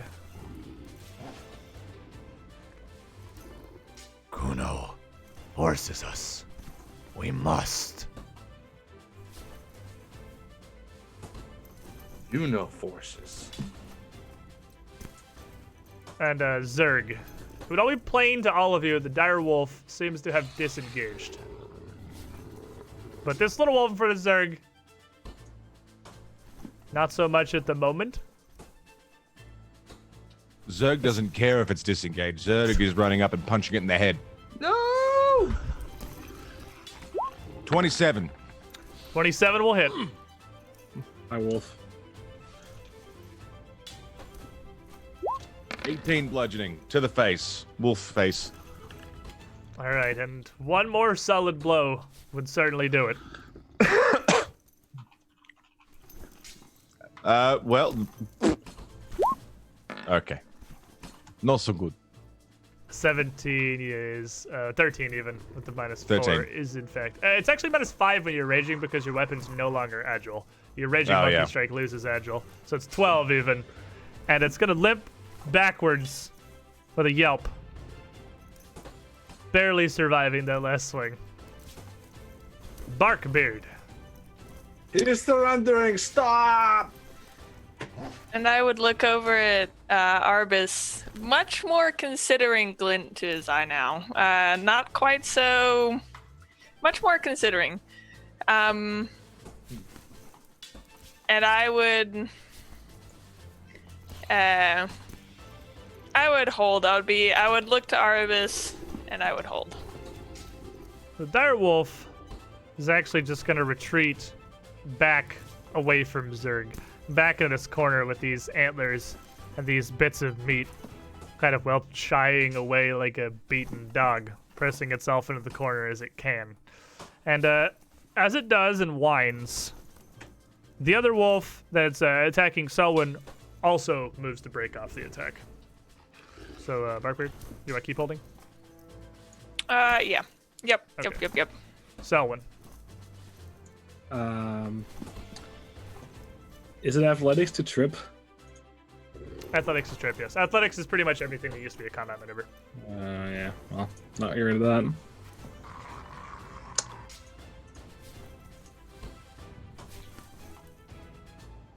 What do you, I would stand up and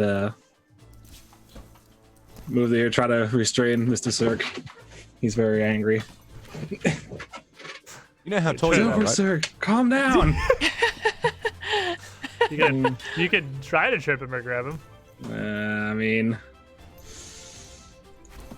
I'm gonna need help. Margaret, someone help me. I'm not very strong. Well, give me an athletics check. I'm not very strong. I'm gonna fall to the ground. I don't want to fall to the ground. Probably, but would that stop you from trying? You know, I don't think I can physically succeed other than a critical success. So, better roll a 20. Roll 20. Well, that's not a 20. That's a 1. I fall to the ground. And second is rage bowls you over. The other wolf also retreats back into the corner, kind of nuzzling at the hind legs of his large alpha here. Arbus. Seeing them retreat to the corner and shouting to my team who's not listening, I am gonna drop into all fours. Hair's gonna extend as I turn into a black wolf with blue highlights and What do you mean, team not listen? Oh, listen. and morph into a literal big wolf. It's There you pretty go. majestic. Pretty majestic. It's white, but I got the blue glow and highlights for you. Yeah, that's perfect. I dark It's just so the it's reflection. not- I'm gonna go sprinting. So that's 2. Sprinting to in front of them, snarling and facing Zerg. Alrighty. Zerg? Zerg's gonna run up and punch the goddamn dire wolf in the head.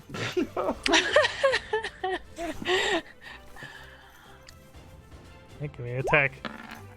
20 Oh, that 20, you're absolutely gonna hit it. with a 12 bludgeoning. And 12 damage will certainly bring it down, leaving you one action. Fists pounding meat. It's dead, but he's still swinging. Oh my Well, we've god. come back around to you, Barkbeard.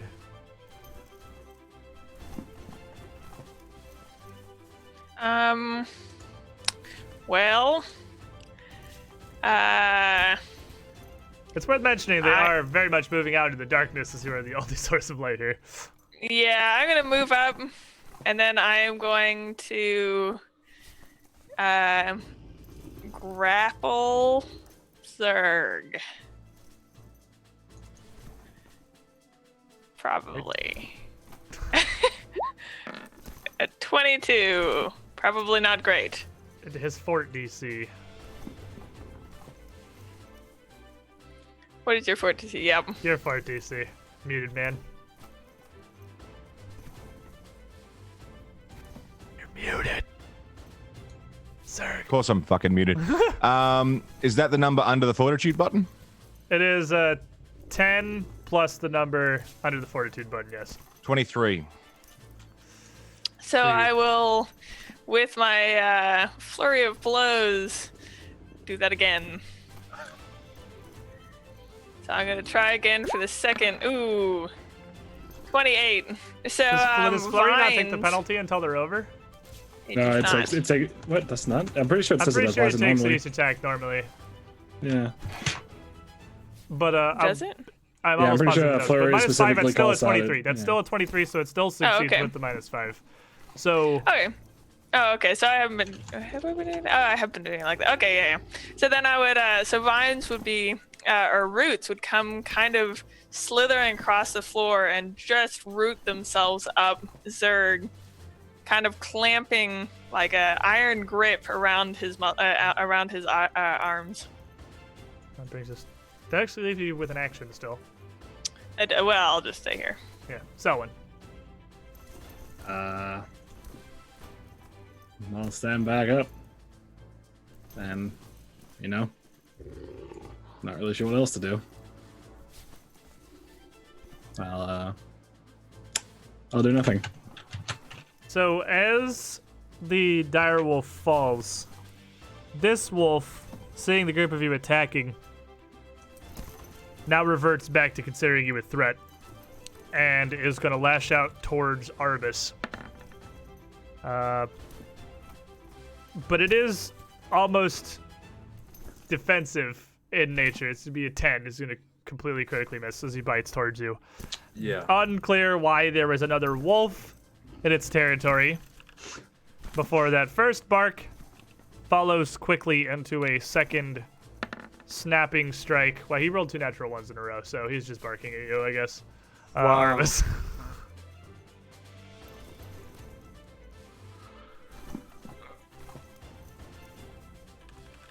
Oh boy. Okay, so just see him like barking and afraid to snap at me, I guess. Ignoring that wolf. I'm gonna pile on and try to restrain this wild The animal. wolf is clearly getting very aggressive and hostile with you now again. He has reverted back to coming after you. He's just at the moment trying to, I guess, scare you off first. But he definitely is clearly going to revert to attacking. I'm still trying to help Barkbeard calm Zerg down and maybe restrain him with him. Can I pile on like that? You can make an athletics check yourself to attempt to aid him against Zerg's fortitude DC. All right, my wolf athletics is plus 14. Pretty good. Which will basically add 2 to the DC he has to make to break free. Boom. That's 28 athletics. You are much stronger as a wolf, and with your assistance, that's going to get a +2 to your athletics DC for him to break away, Barkbeard. Yeah, that'll do it. I think. Yeah. And that still does leave you with 2 actions.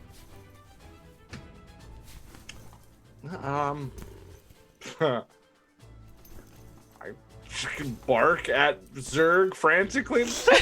can't talk as a wolf. I just first Zarg? barking him. As I'm grabbing his leg, trying to stop him or something. Arabus, where were you when you transformed into a wolf? Behind you. Yeah. You've seen me do it before once or twice. And it's always the same. Maybe he's never seen She would me look very I've distinctly never seen you do different. it. She would look distinctly Yeah, I don't different think you from the ever rest of the wolves, transformed but into a wolf. I've done it. Well, I You did used it, the boss battle at in the graveyard. I didn't have a token for it before, but she did do Oh, it in the right. graveyard fight. Yeah. This is just the first time Oh. I've had a token. Oh, okay. Okay. And the crypt. Did it in the crypt, too. Yeah, she's done it a couple times. She has. And it's a very distinctive wolf. Yeah. So I think can you I would, see the other wolf? behind her, yes you can. But you cannot Then I'm move. going to try and break free. All right. Oh, boy. He's so pissed. What's that? Athletics? It's athletics versus Barkbeard's athletics, and he gets a +2 to his DC. This is two of them restraining you. 16. With a 16, yeah, you're certainly not going to be able to wriggle free from Barkbeard and Arabus, who seem to have you pretty well restrained. That's You the can point, my try axe- again, but it does have the attack trait, so it takes a -5. I'll take it. Well, Oh, Jesus. Okay. It's criminy. Incensed. Absolutely enraged, though. He does manage to rip free. For both of us? With one action left. Jesus. And I'll sudden charge up to the other wolf. You got one action. That's sudden charges 2. Oh, that's 2 actions, isn't it? Okay. There's actually no way you can get up to it, but I'll you get up wouldn't be to able to it. get up to it and strike it right now. I'll get up to Barkbeard. it.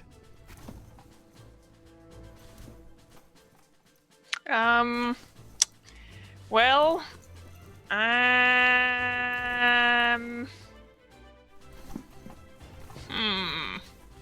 seems the best course of action is just.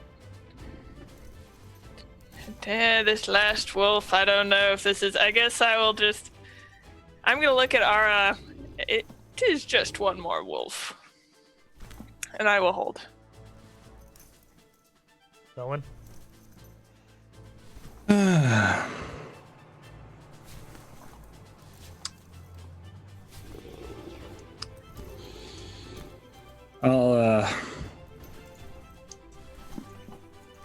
I'll walk up to the wolf in Sun Faint.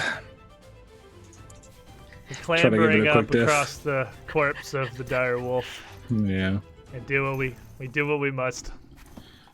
because we have to. For a 31. Twin feint's not even necessary. That's gonna critically succeed immediately. And 26 damage. yeah, you also see max damage coming in there. So with a quick, decisive blow that's backed into a corner, you would, in the blink of an eye, bring the last wolf down. And I'll say a short prayer for the wolf and apologize.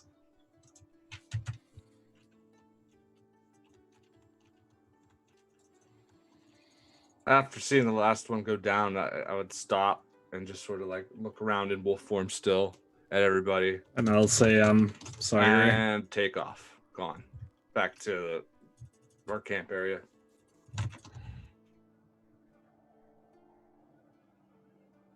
And whenever a minute would wind up, that's when I would turn back. I only got a minute on that. Coming out of monkey form, like, "Ooh, that was fun. Anybody else hungry? You want to eat anything?" So I've ever told you you're a moron. Yes.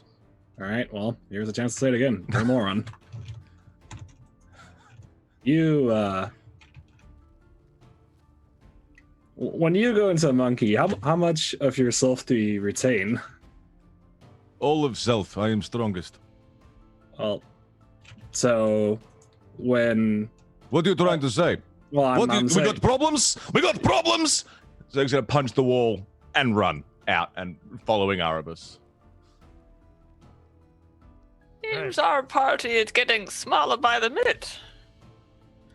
And I'm gonna take the liberty of assuming that the two of you probably aren't gonna tarry massively long there alone.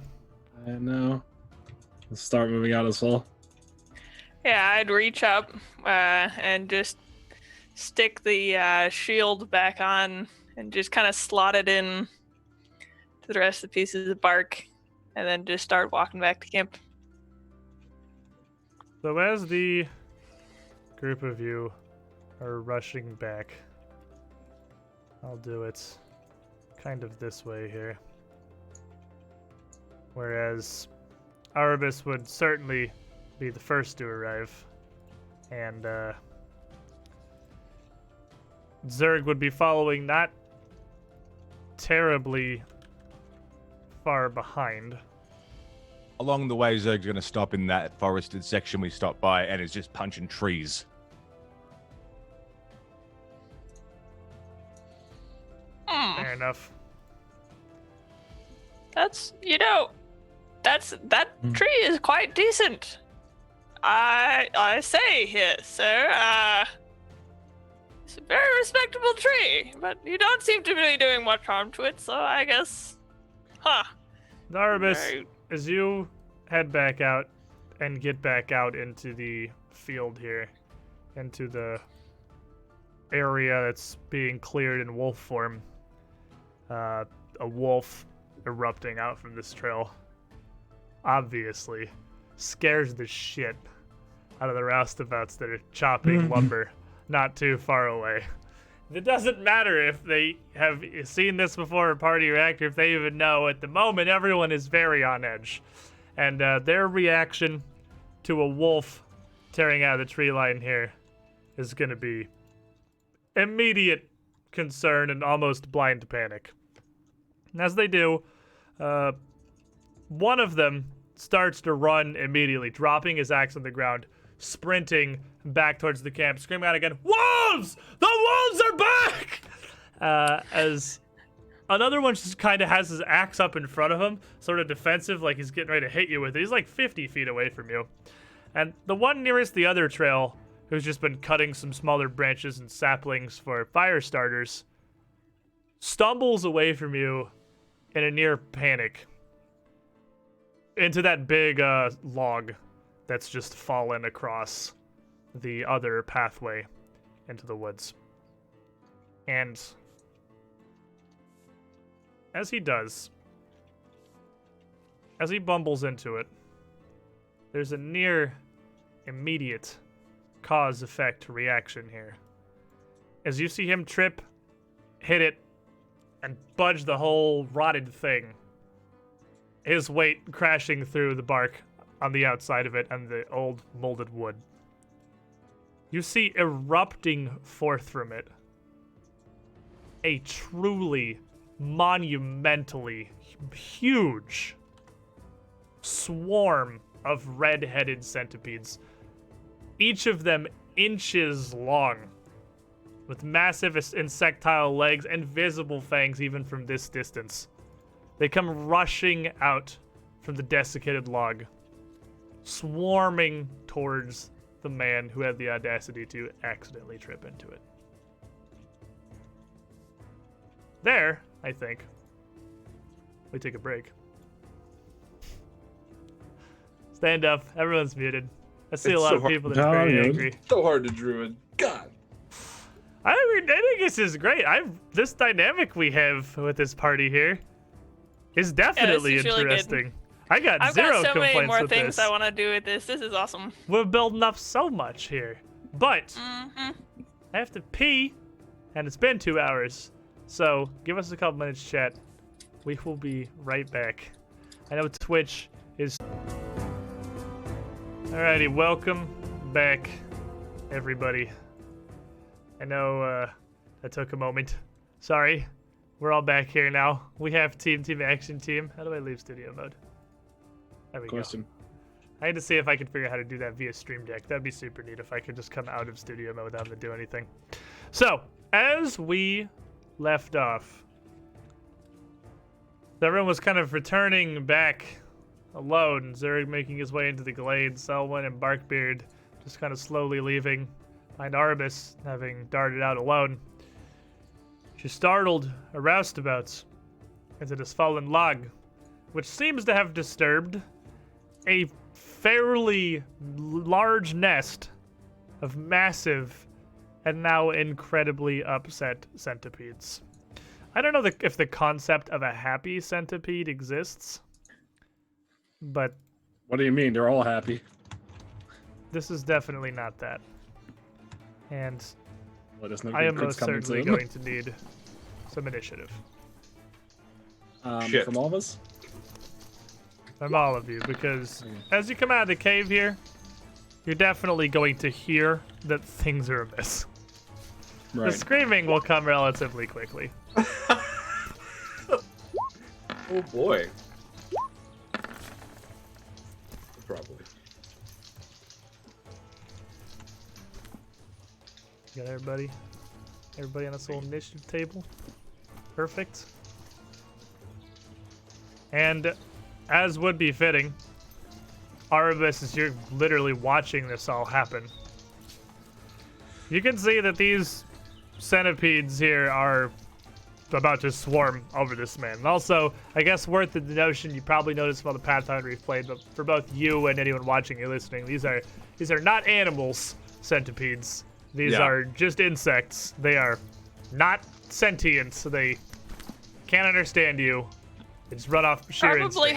They probably have a family and kids and dreams. Lots of Yes, it is and- all of these centipedes that are currently swarming this. That's the whole family. You can take them all at once. Oh, so Oh, nice. it's a swarm. It's not two giant ones. No, it's it is a massive swarm. Oh, They are shit. individually all several inches long. Like each of them is a pretty big, like comb-sized centipede, just in So many of width. them. And there are hundreds of them pouring out of this rotted log. Oh boy. Okay. They're definitely going after man.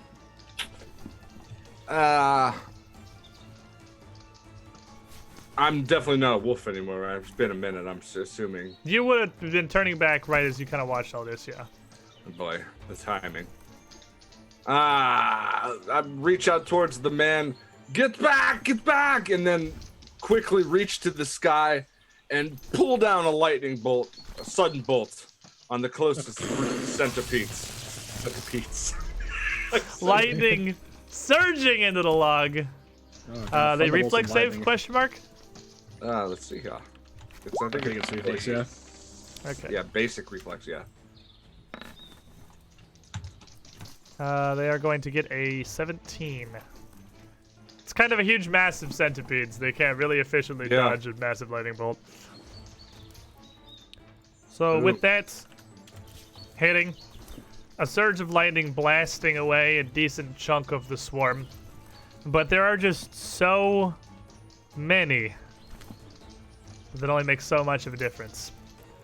Barkbeard, even as you and Selwyn just kind of walk out of the cave, following where your allies had gone, you hear the shouting, "The wolves! The wolves!" in the distance, and then the screaming as the man falls down this centipede-filled log. Something is clearly very wrong. Maybe the lightning bolt too. You also hear a fucking lightning blast. Boom! Well, I should go probably check that out. I am going to almost slither is so fast, shoot off back towards the camp and get almost back to the entrance. Doop, doop, doop. Jiv, what's your speed? 35. Doop, doop, doop, doop, doop, You doop, can make it 105. You could get to here. doop, doop. And I would basically, the roots would basically just be like a tumbleweed. Like, so fast.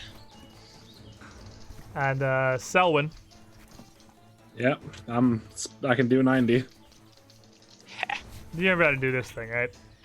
Yeah. You can get right up behind Barkbeard.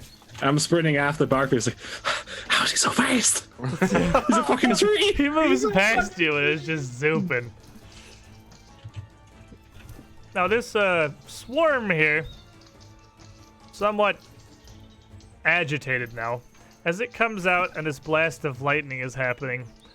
It almost seems to sense the pair of you coming around the corner, like it just knows, and it is going to slither up around through the trees And the pair of you, as you surge or beat feet across the ground, will see a horde crawling almost as one, swirling around your feet. And as they approach you and crawl up all around you, fortunately, these aren't a small enough swarm to be like the get all inside your clothes kind of thing, but they're large enough to just bite through some of your stuff and get up around and in your boots. And Barkbeard, they're just clambering all over you. You're each going to take 10 damage. I need a fortitude save. I don't want to make one. I'm very scared. I may re-roll Sorry. the... Let me reflex save first. Oh, reflex save first? Okay, reflex save. Reflex. 23. Apparently 17 is just the number today, so I Okay, guess so, it's 17. so when you're actually only going to take 5. Oh, nice. Do I still But need a then full I save? need the fortitude saves. So if Darn you it. want to reroll that 17 hemlock, just the reflexes first. Ah! Oh, much better the 27. second time. Oof, So powerful. do you use the hero 30. point? Yeah. Do you still have 5? How many do you have? Yeah, I have 5 now. Okay, so I have to change the thing you quite Look at yet. me using things, though. You see You're this? using resources. stuff. You're doing it.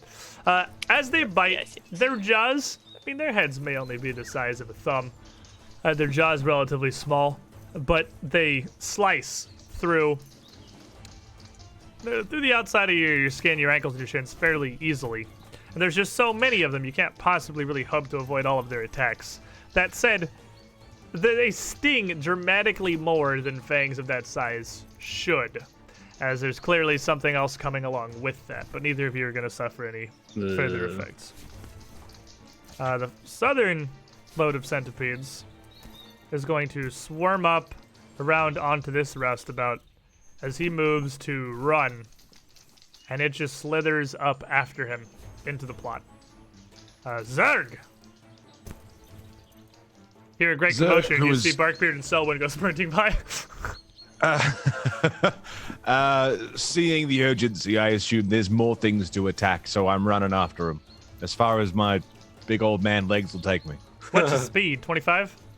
25. Wait. Yeah, 25. You can triple move out around to the swarm. You can follow this line. Yeah, I'll just follow that line. You know what? I'll get to the second marker there, the 35-foot marker. Okay, That's 2 actions there. that's 2, right? Yep. That'll put me, what, there? Right there. And yeah, I'll just use my last action to get up nice and close there. Not into it, but close. Into it seems like it's ill-advised. All right, Arvis.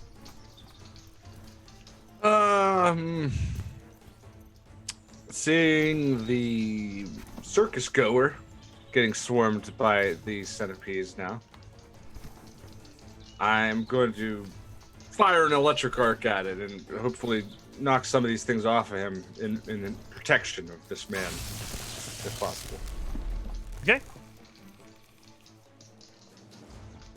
And And they will. reflex. They will get a 23 as they free themselves from the log and spread out a bit more. It's kind of hard to lay it across just the whole of the swarm, but the electricity will surge between them and definitely fry a few. Giving you 1 action. I'm gonna move boy, it's really weird. I just wanted to move north a little bit. Okay, there it goes. Let me There it see. goes. I'm going to try a hypothetical. Because the addition of new dynamic lighting seems to have almost completely broken old dynamic lighting. In that I think global illumination just like doesn't work anymore. Oh yeah, that And then it just breaks everything. yeah, it kind of does. So I'll just put light on all of you and we'll see if that works. That should run better, hopefully. Barkbeard.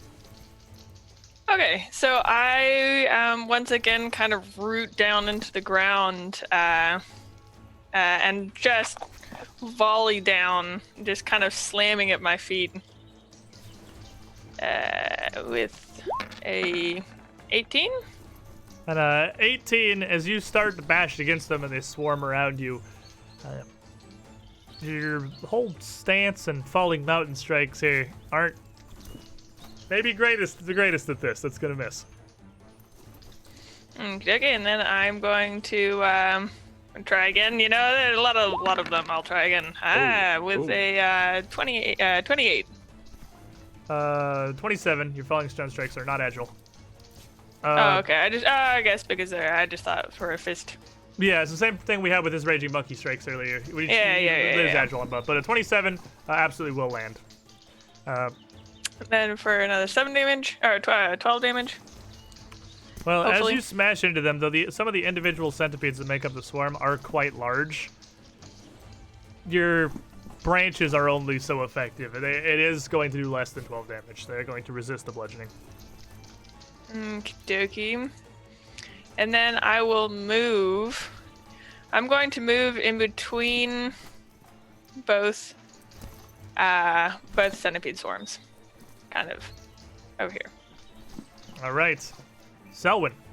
All right, I'm going to do the Selwyn Classic and hit him with the Twin Feint. And I'm not sure if that works on swarms, but I'm sure I'm going to try. Hit them from whatever blind angle there is. So on the first, a 14, hot one, and I will use the session reroll that I have yet to use for a 22 instead. 22 will connect. For 11 damage. Now, as you slash at them with your short swords here, these centipedes have a bit. Well, they have a chitinous exoskeleton, and again, they're not necessarily individually large, and they still do resist this. But your swords seem to be more effective than the bludgeoning branches that Barkbeard had laid down. And then I'll they are try not going to be the... flat-footed in the second attack. You cannot find the entire swarm flat-footed. I cannot find the entire swarm flat-footed. That is very unfortunate. You However, can't feint all of the non-sentient insects at the same time. For a 20. 16, actually. And 16 is going to whiff on the follow-up. But you have scattered a lot of the swarm at this point. And with my bravery, I'm going to bravely run away. Fair enough. And as you flee the scene, Zerk arriving running forward, the centipedes are all too happy to swarm up onto you. And you see now the problem here with Barkbeard and Selwyn smacking down somewhat effectively at this massive swarm of crawling insects. I guess they're not technically insects, arthropods. Before they flee, leaving just you to get crawled on. Go ahead and make me a pair of reflex saves. You, yes, sir. Hair. Step right up. 26. That's pretty good. 25. All right, so that's fantastic. Actually, you get to take half from each. So as they swarm around you, I'll just give you the half. They are going to bite away at you first for 3 damage, and then for 4 damage. And you're There's able... all my temporary health gone. That ends after your rage does. So. Oh yeah. It's Oh just wait. out of your rage. Sorry. I'm raging from getting hit. I didn't say that. Sorry. Okay. So you could rage from the first one, then the 4 could come out of your temporary health. You could definitely do that. So as they bite at you, and enraged by the fact that stupid insects would crawl all over you, give me a pair of fortitude saves as well. 19, 29. Alrighty, so the just sheer amount of the bites, even though in your crazy raging ape form you're able to effectively dodge much of it, you do start to feel the ill effects, perhaps, of just so much centipede venom piling up from the myriad bites in your veins. You are going to take a further 4 poison damage, and it kind of makes you a little bit clumsy and woozy. It's going to make you flat-footed as well. The other swarm has thoroughly had its attention gathered and seems to be pretty upset. As it swirls over to Barkbeard, make me a reflex save. Okie dokie. Alright, let's see here. So many dice get rolled Reflex. for swarms. Yes, quite. 27. Alright, so you're going to take 3 damage as they swarm around you. That's half. And then make me a fortitude save. 25. And then make me a second reflex save. As it continues stinging. 16. Finding a way again for 3 damage, but that's full as they get better purchase. And then make me another fortitude save. Oh gosh, what is this? 16. Managing to fend them off at first, the fact that you've rooted yourself in the ground just only gives them an easier way to climb up onto you. And you are going to start to succumb to their poison as well. You are also flat-footed, and you will take 1 poison damage. Zerg. Boy. Oh boy. Zerg is gonna raging monkey strike at whatever he can get his big old janky monkey fists to. He's got a pound in the floor. Centipede swirling around you. 16. And your frantic pounding does not at first seem to be very effective. That's gonna miss. Hero point. Okay. 16. Yeah, How did I that's go? been a lot. A lot of 16s coming out here today. That's the 4th consecutive 16 from the party. Yeah, that this first round of flailing doesn't seem to be terribly effective. All right. I'll try it again at a minus 4, 5. Minus 5, because yeah, you lose agile in the monkey fist, but you get tons of damage. 20. And with a 20, you'll manage to start to pound some of them into the dirt. That'll hit. Ooh! For a 25 bludgeoning. And though you feel as if the frantic monkey pounding is maybe not the most effective way to get rid of a swarm, this one's been diluted pretty thoroughly before it got to you. And you're going to be able to scatter it entirely, removing that one as a threat. And leaving you with one action. DK fucking monkey smash. And I'm gonna move over here. Arabis. The roustabout that got out, and he's obviously getting He is clear. still, they're all running at this point. They would all be booking. He doesn't look in any like mortal danger, like he's gonna drop. No, he looks like he's been bitten and stung a Drop few dead times, but he very seems to suddenly. be running away pretty effectively. All right, and he's getting clear. I make sure he's getting clear. I'll look back at the swarm and electric arc it again. I mean, it's doing stuff. And that swarm is going to get a 19 on the reflex save. That does not succeed. All right, so what's he taking? 11 electricity damage. As that surges through, frying another decent handful of the centipedes. 1 action left. Moving kind of where the roustabout was running, almost putting myself between the two. Okay. And Barkbeard. I am going to just continue, like, pounding into this, just heavy branch after heavy branch here.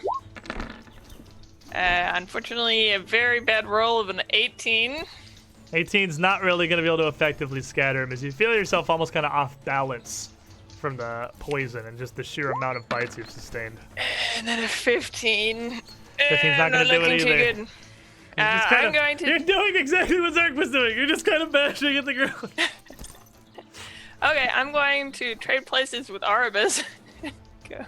go like here. And then... and yeah, that's basically what I'll do. That does still leave you 1 action. I don't really have anything to do. Okay, fair enough. Selwyn. Alright. Seeing Aravis do it, I'm going to cast Electric Arc. Shock this thing. Good idea. And I'm a copycat. I'm a fraud. I mean, you can see that it's working. They're gonna get a 27 on the reflex save. That is a success, but not a critical one. That's all we needed. And I shock it for 11, so 5. Zap. All right, and as you zap yet more of it away, and another swarm surges up onto Zerg's angry monkey legs. I need Zerg and Barkbeard to make me fortitude saves for the poison you've already been exposed to. 82. All right. Well, that's gone. But I had about enough of that. 32. Wow. Barkbeard? The good news is he's here to give you some more, so don't worry, Zerg. Wait, what? I said, don't worry, the centipedes are here to give you some more poison now that you've overcome that dose. Oh, yeah, of course. Barkbeard. Oh, right. All right, it's me. That's me. I forgot my name was Barkbeard. We all mourn lizard still. She hasn't moved on either. Oh, I'm Barkbeard? That's right. All right, Zerg, make me a reflex save. It's time for the dice fiesta. 16. The 16, you're going to take 10 more damage from the bites of these centipedes, and I need another fortitude save. This is a lot more meat to this swarm than the last one. That's a natural 1, but it gives me 14. And with a natural 1, a critical failure, you are going to take a little bit more severe poisoning. You're going to take 7 poison damage. And not only flat-footed, you are also going to be clumsy 1 as well. As you are really starting to weave a bit, having difficulty with even balance and staying upright. Then make me another reflex save. Another one? Another reflex? Yeah, they got 2 rounds of biting on you. 20. 20 is just going to succeed, and you almost accidentally... Oh, no. Never mind. It's really sorry. You take 3 more damage from the biting. Good news, I don't need any more fortitude saves because the poison can't get any worse. Also, it's your turn.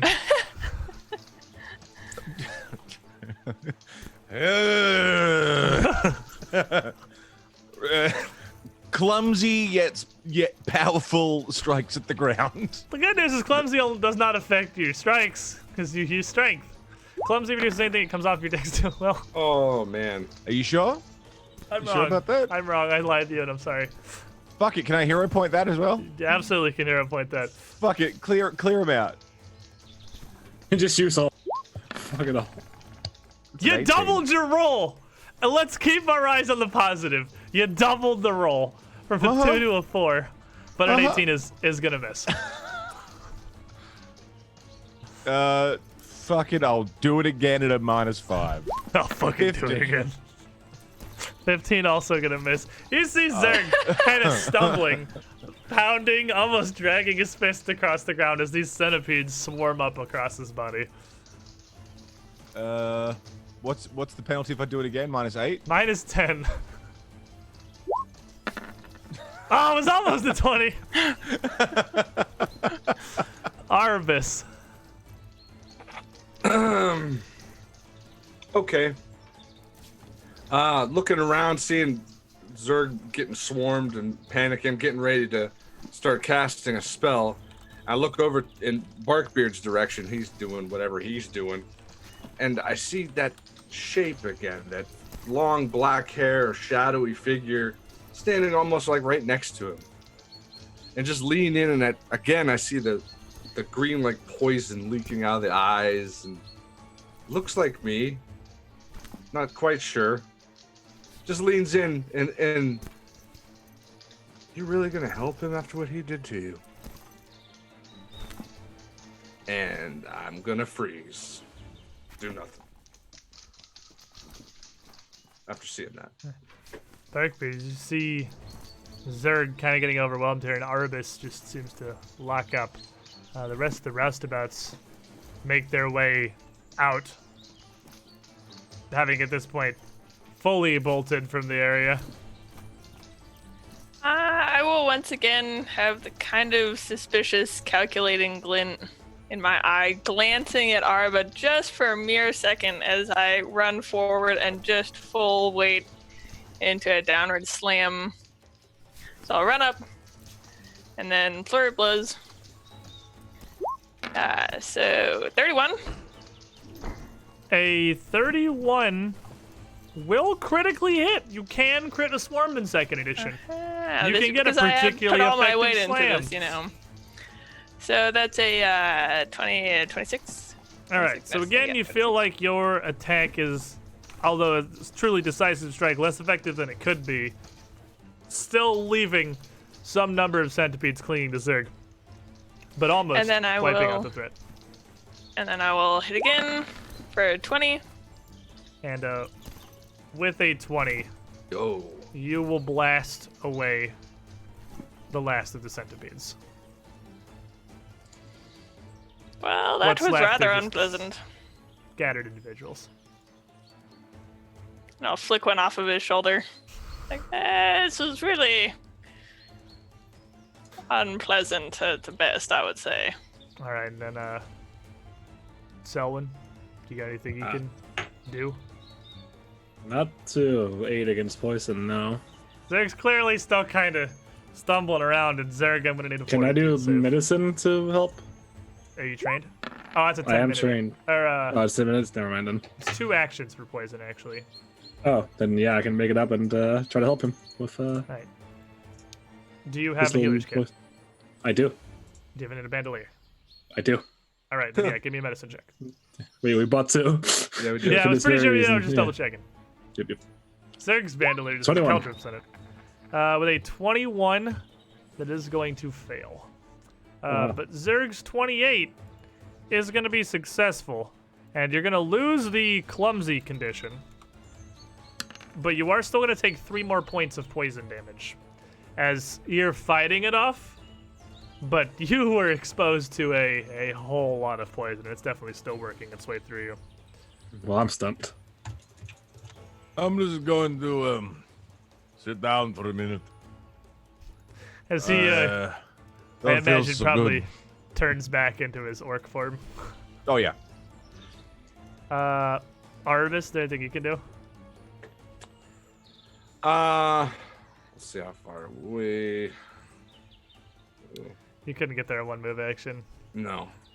So, it would be up to Selwyn's medicine. You can try again.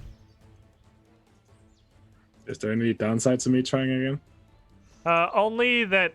Oh, yeah, you can do it again. Only that if you critically fail, you make it worse, but same as most aids.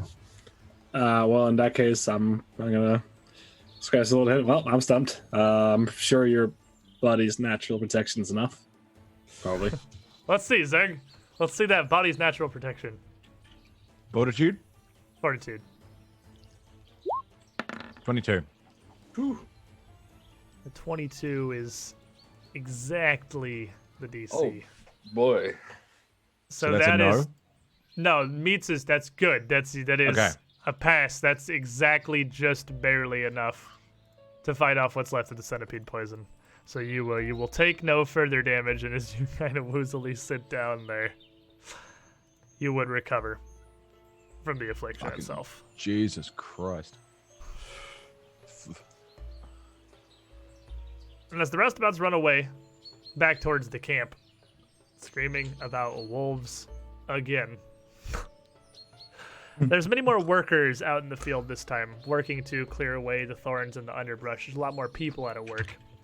And they all look around as the alarm is raised down towards the group. You would see some fighting and see some stuff and aren't sure what's going on, but they certainly don't see any wolves.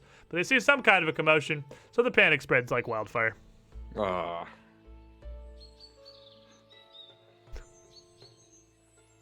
So what are the group of you doing? I'll go to Cirque and. So you okay, buddy? You seem a little on edge. What are you trying to say?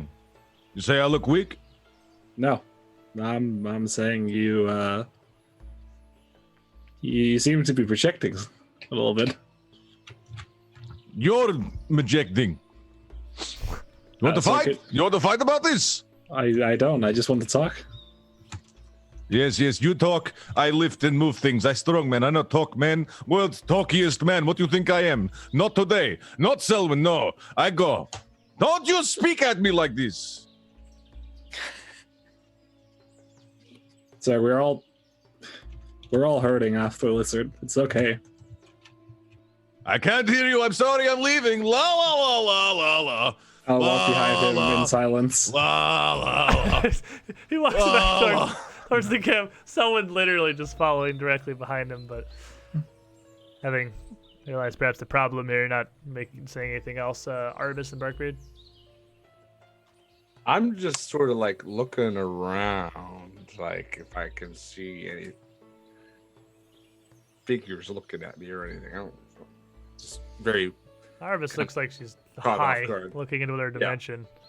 How are you, Barkbeard? I would probably just be patiently. I'd go into tree stance over here. Just be sitting and watching, kind of. I'd still be pretty calculating though, glancing over at Arvis, but I'd just be waiting. Just become a tree next to Just her. watching me. So when and Zerg get back to the camp as the panic is erupting and the battle stations are being manned as people grab more picks and clubs and woodcutting axes and what have you, for you to be able to quickly quell that if there are wolves, the wolves have been dealt with. There is no wolf problem. Misunderstanding. There was a centipede problem, but it's also been handled. And to meet with the professor and briefly explain to him, I assume, what you've accomplished so far, and perhaps the cause of the state of fear. Arbus and Barkbeard would at some points follow back in, I figure. Both of them having, well, been chewed up pretty decently by the centipedes, honestly, and Barkbeard having taken a pretty good chomp from the direwolf. They're fairly injured.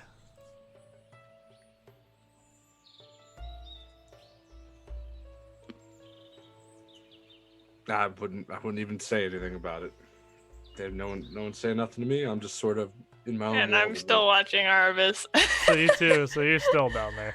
So Selwyn and Zerg, as you get back to your circus camp here, what are you guys doing? What's the plan? La la la la.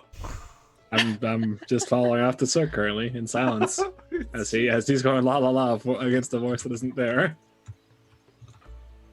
And so you're just kind of waiting here, somewhat I'm gonna curiously. go back to my caravan. Yeah, as Shut the you're door in heading, someone's face. heading towards that, I mean, Eva would already be sticking her head out because it's not hard to hear Zerg going wah wah wah in the distance. So like she clears something weird is happening. Zerg? Then you come in and slam the door in front of Selwyn if she's still following. Have you gone mad? No. Selwyn is up on the high horse again, thinking better than everybody. Better. Zerg's such a stupid. Zerg is not a clever person. I didn't want to hear it today. I've had it long. I've had a hard day. You know what I'm saying? She nods. Well, perhaps rest then, but it is only morning. Hard morning. And she just nods. This is fair. Will shutting yourself off to world make morning better?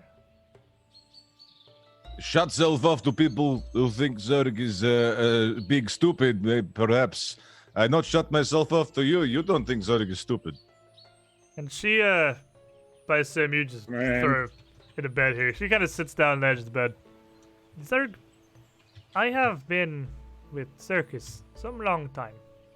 As have you, but I have known Selwyn for years.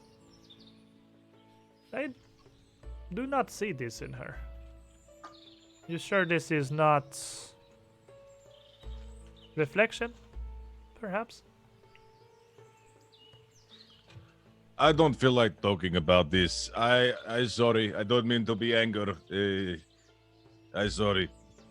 I understand there is no need to apologize for emotions, but perhaps it is easier to take them head on.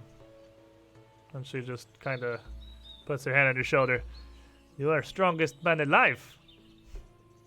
You would not run from something as small as feelings.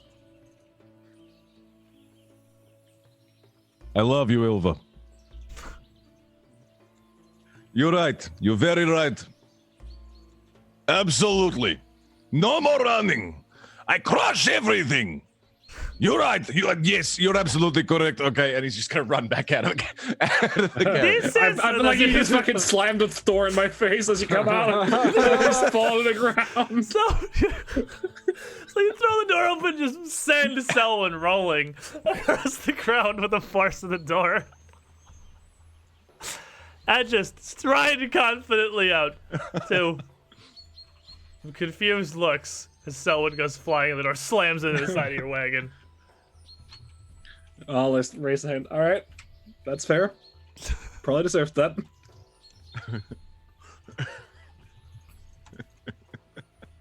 Ouch. And Zerg's off. He's gone into the nearby woods. Back to the woods? Or to... Yeah, the outskirts of the woods. Okay, Not back too down far the in. trees. So you Still a would little head back concerned to about the the centipedes. I'll run after him. Once I see his Aramis still just standing there, I imagine, blankly staring into the abyss, and a new tree in the plot, somewhat detached from the tree line, chilling. Aramis looks like she's possessed almost, just staring at nothing, 1,000 yards into the distance. I would notice him coming up, though, I would think. It's hard to miss, yes. That would be challenging to ignore. And I would go stomping up to him and just push him in the chest real hard and like look up his face and, what was that? I had that under control. How strong is that? Not at all. Not at all. She probably just... Like, it's not gonna move you at all. She's just gonna clearly, angrily. It's like a 5-year-old trying to push you over.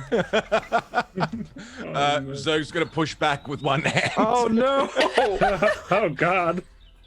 Oh no!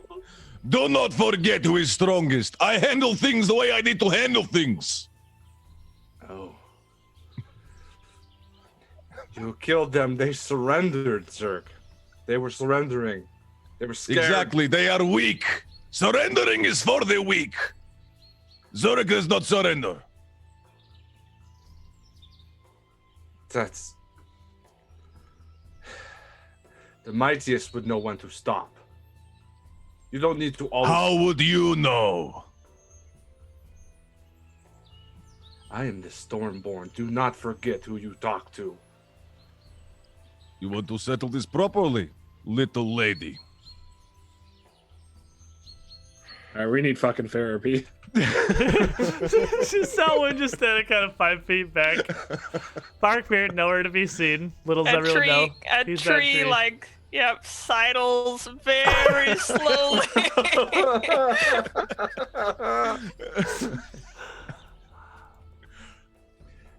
The mightiest would not need to prove it. And I would walk away from him. And in the other direction goes Zerg. Uh-oh. Who's... That ain't good. Just kind of leaving you and a tree here in the field as your friends kind of split up going different directions. The tree would go poof, and Barkbeard would just start toddling after Arbus again. In which case, I guess I'll fall off the Zerg. So who's going where? Where, Zerg and Selwyn, what direction are you headed? Arabus moved first, so Zerg just wanted to walk in the Aramis, what opposite direction direction. did you storm off in? Towards the camp or towards the trees? Not just left would be the camp. I said that left in my head. So yeah, probably back towards the camp. towards the trees. Alrighty. So, Selwyn, as you're following Zerg, is just stomping off towards the tree line. You heading anywhere particular? No. Um, Too angry. So you're just following Zerg, right, Selwyn? yeah. Zerg's not thinking. He's just walking, I'll muttering to himself. quietly say, "Is there something you wish to prove, sir?" You seem to be more on the strongest man alive than usual.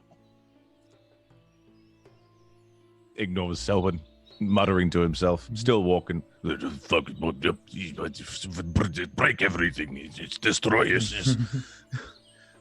Some Orcish swears that you probably can't understand. Oh, I can understand it. I speak Orcish. Oh, can you? Can you speak Orcish? This big circuit.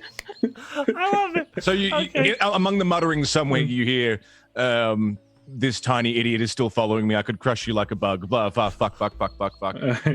I'll say back in Orcish. Come on, man. Forgot you could speak Orcish. Apologies. Not angry with you. A little bit embarrassed. So you find yourselves back in that glade with the spring. Oh, nice. Scenic. Just kind of at a stop as Zerg realizes he oopsed with language a bit.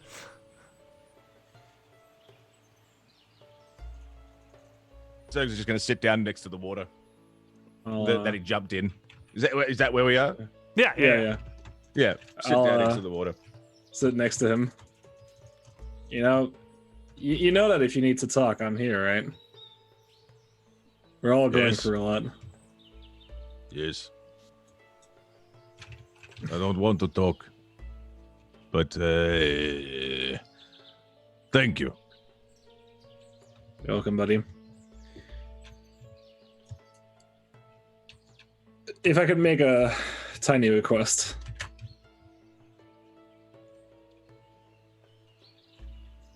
Every request from you is tiny. Because you are small. That's fair. I'll definitely also laugh in character. Yeah. No. Try not to lose yourself in the rage. Pour yourself into something when you're feeling down is one way, but it's gonna eat you up in the long run and hurt those around you. I think you heard Arabis back there. The wolves had clearly surrendered. She started it. Whatever. Back to Orcish muttering. I'm just saying, give it some thought, yeah? Yes, you're right. Yes. That's all I'll ask. Okay, all right, fine. I keep the peace, whatever. Thank you, sir. You really are the strongest man alive. I know. Give him a smile, clasp him on the back. So, meanwhile, Arabis and Barkbeard storm back up into the camp, much in a similar fashion. Barabis kind of Barabis. Oh yeah, I'm storming, You're cussing to Barnabas, myself that's in the ship Druidic. Barkbeard just kind of tottering along behind Arabis, just like Selwyn is behind Zerg.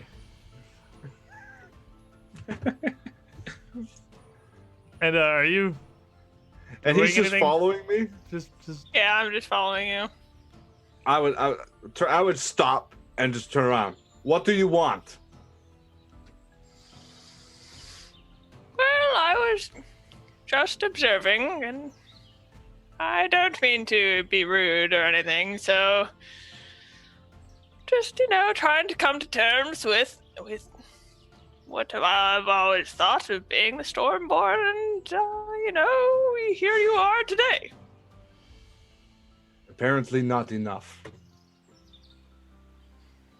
Well, I do wonder if you are spending too much time with humans, and seems surprising for how you were raised. It has made you very soft-hearted. You know, nature is inherently unforgiving. You saw them surrender, right? I was trying to protect the nature. Yes, well, this is true. The waves do not feel sorrow for those who get crushed in the violence of a storm. I understand. You don't need to count the Storm Lord to me, I know. But still, sometimes it's different than right and wrong. It's just a feeling. Well, I suppose we must just learn as we go. It's an interesting situation for all of us. You don't know what it's like to... You wouldn't understand, Tree. I would not understand. I find it very odd that the child of prophecy is human, for humans are known for their compassion, and it is odd for the Stormborn to be of such. Are you questioning my ability? No, I'm not questioning your ability. You seem to have much ability. Just maybe some of the schooling you have gotten before, has maybe lost some of its. Schooling. Do you know of schooling? Do you know that I was forced to drink poisons just so I could become immune to certain types? Is that the kind of schooling that you would think?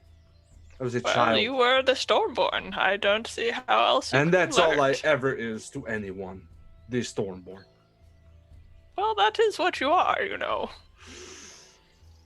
I find that the human perspective, once again, I find the human perspective much different. But that does not say you are not the Stormborn, so there must be a reason. So we will continue to see as we go along. You, hear a voice from nearby. You're both fucking stupid. And you see Cubby just kind of sitting there. Sat on his Hello, tail. Cubby. Sat up nearby. And just looks at one of you. Looks at the other. Really? It's I've not only been a talking dog for, I don't really have a proper sense of time, but probably hasn't been nearly as long as you two have been around. And I get the feeling that's longer than anybody else here has been around either. And you got this. Nothing causing problems with the group, are you? What, you don't want to be the thing that you are? Nobody does. Work with what Actually, we I'm got. quite happy being a tree. Trees are fucking dumb. They're actually quite majestic if you look at them in a certain light.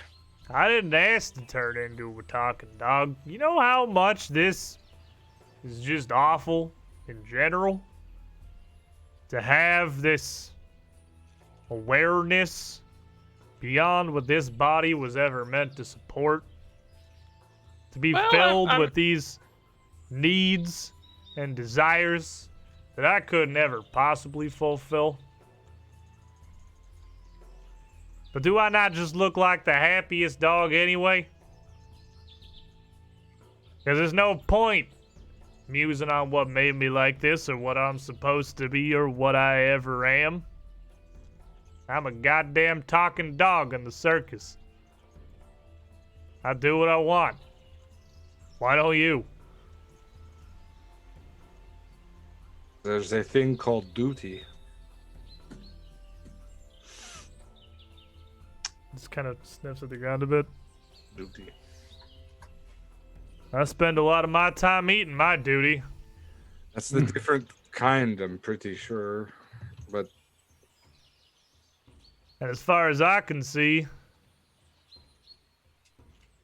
everyone's means just as much as mine. It's only what you make of it. No, nothing's forcing you to be anything more than you are. Well, I'm not sure if you have the full picture, Cubby.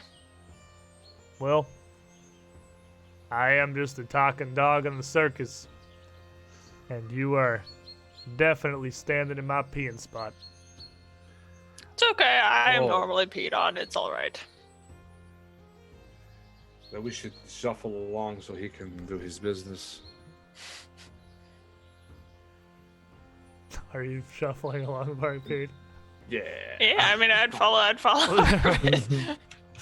So as you guys head out, Cubby sniffs his way up to your spot, lifts a leg, and does his business. All right. Well, that was weird.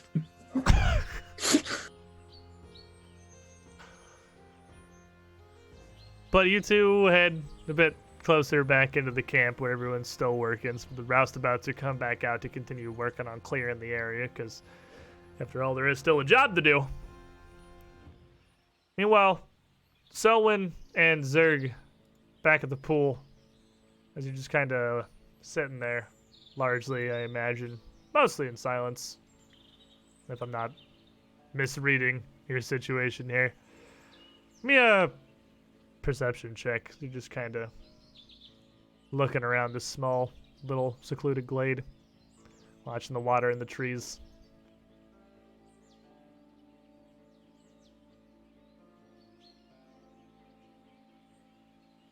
Selwyn, by the way.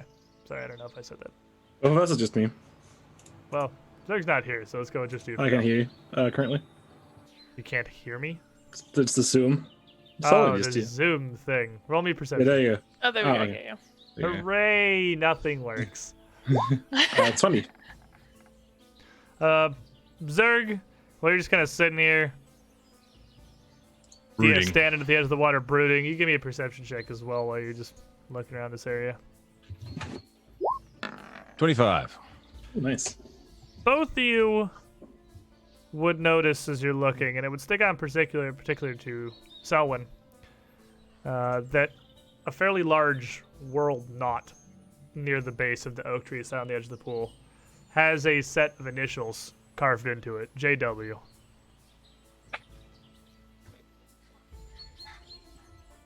Just water. I know this. Wasn't the diary's inscriber's name Janie? Juniper, but yeah. Juniper. Oh, sorry. Did it say her last name? Juniper's water. So this belongs to them. I think it's her initials. It's probably her last name.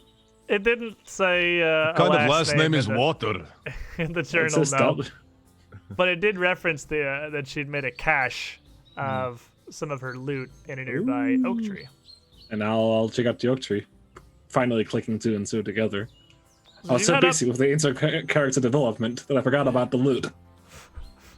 It's a strong force that pulls a rogue away from the loot. As you walk up, the bark of the knot at the base of the tree actually peels away entirely, fairly easily.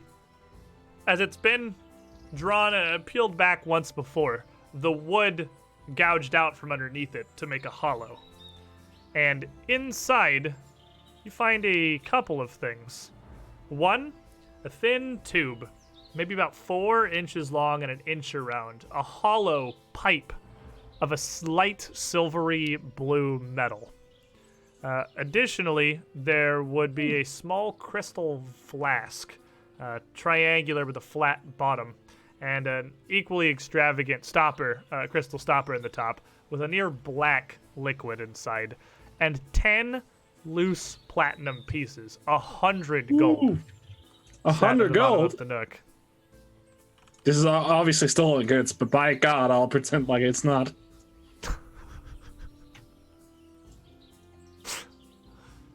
So as you take all of this, certainly putting two and two together, this is Juniper's cash here. he has some stuff. All right. What was the two first things? One more time. Two first things was about a 4-inch long hollow pipe of a very light silvery metal and a Sweet, crystal yeah. stoppered flask of a near black liquid. Take it. It's not added in. Well, I think we found loot, sir. We found great loot. Look at all this money. Yes, 3 money is good. Yes. I wonder what's in this. Okay, flask, you though. keep it. I've got everything I need. I don't. It's yours. You have it. Or give it to everybody else. Whatever. Is there something you want, sir? No. You sure? That flask looks good. Is that a drink? I'm not sure what's in it. Should I have a taste of it? I could use a little pick me up.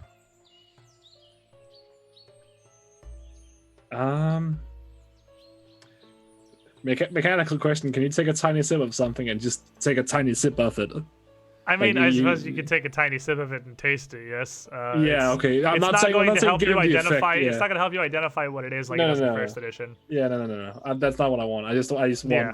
to offer him a little drink. All right. I guess. Don't drink all of it though. We don't know what's in it.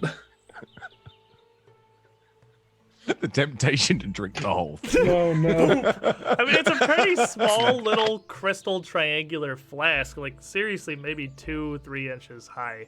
There's maybe an ounce of liquid in it. It's a very small container.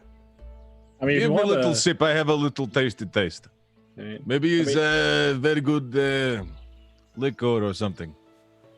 I mean, if you want some liquor, I got something on me. Yes, little flask. Give. All right. A show of trust. I'll hand him the flask.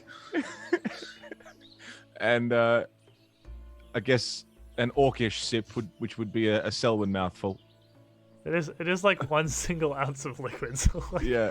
anything little, other like, than downing this is gonna be like it touches your lips briefly. That's fine. We'll do that. See what happens. It's very thin, very watery, and if you just take the tiniest amount of it, it has almost no taste whatsoever in this quantity. Oh. It's just water. I don't want this. Give it All back. right, I'll take it. I'll offer him a canister. Well, what is that called? Like you know those little flasks you put rum in, like those little tiny Oh flasks. yeah. Like a hip. I'll I take don't know what this. That'll do. Hmm? Much more effective. Yeah. And there is fantasy vodka. Is there just vodka in this world? I'm sure there is. I'm sure Okay, they've well, it's just invented vodka, yeah. Do you see the hellish landscape that they live in, where a band of murder centipedes can fall out of any random Yeah, log? I guess. I'm sure yeah. they've invented every kind of alcohol possible. Imagine living in this world Yeah. where just random shit murders you constantly. Well, not that bad. So, At You- least she'll be dead. at least you'll be dead. You spent some time up in the glade here, drinking from Selwyn's flask. I don't know, is it good vodka or is it just makes you intoxicated vodka? I'm a clown gnome. What do you expect? What do you think? This is shit-faced brand. All right, fair enough. Yeah. And it's gone I have this in stuck a up in my matter of fucking swigs. wagon, dude. Meanwhile, as Arbus and Barkbeard move away from Cubby's peeing spot back towards the camp, what are you two doing? Just trying to create distance, but this hemlock tree keeps following me. He's so fast, dude. He's very fast. quick. He's speedy and he's weedy. I would She's so try, as powerful. I notice that she's trying to get away from me, every time she looks back, I'm going to try and turn into a tree. And then I'm going to start walking after her. And then every time she looks back, just turn into a tree again. And I mean, that is something that takes like 2 It's like actions 4 to do. seconds, yeah. So yeah, it's like it's not subtle. Every time I you like- look back, I- you I'm see doing him. it. Like, I like become a make tree. eye contact and then like shift my eyes away and then tree form. and I watch him do it. and I just sort of slowly turn away. Continue walking. Don't turn away. And I imagine he keeps turning back and would continue following. But every time he turns around and look, he morphs into a tree again. At this point, a lot of the workers, those who are resting or settling down or standing around working on tricks or whatever, are just kind of looking at Barkbeard, who is repeatedly turning into a tree and back. It's also a humongous tree, so... Yeah, you become gigantic when you turn into a tree. Like an actual tree. A whole-sized hemlock. And the professor would approach the pair of you. Barkbeard specifically. You trying to come up with your act? I'd lean down like the tree, in tree form. I'd lean down and there'd like one little thing go, shh. Go back to tree form. You just look back up at the tree again. Kind of horrified. And look at Artemis. And then I'd pop out of tree form and be like, would that be a good act? I don't know. I feel like being a tree is very usual, and I'm normally a tree. He looked back. I am unsure what you do with it, admittedly. It's an interesting power, but certainly among tax record keeping, the least exciting I can imagine.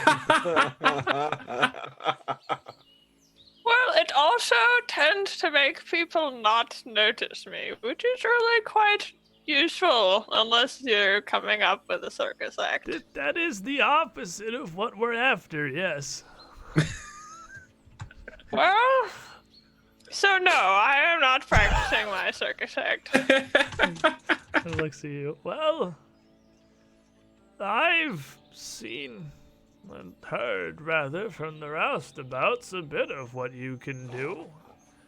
What you've done to the wolves last night and those swarms that spewed forth from the log earlier.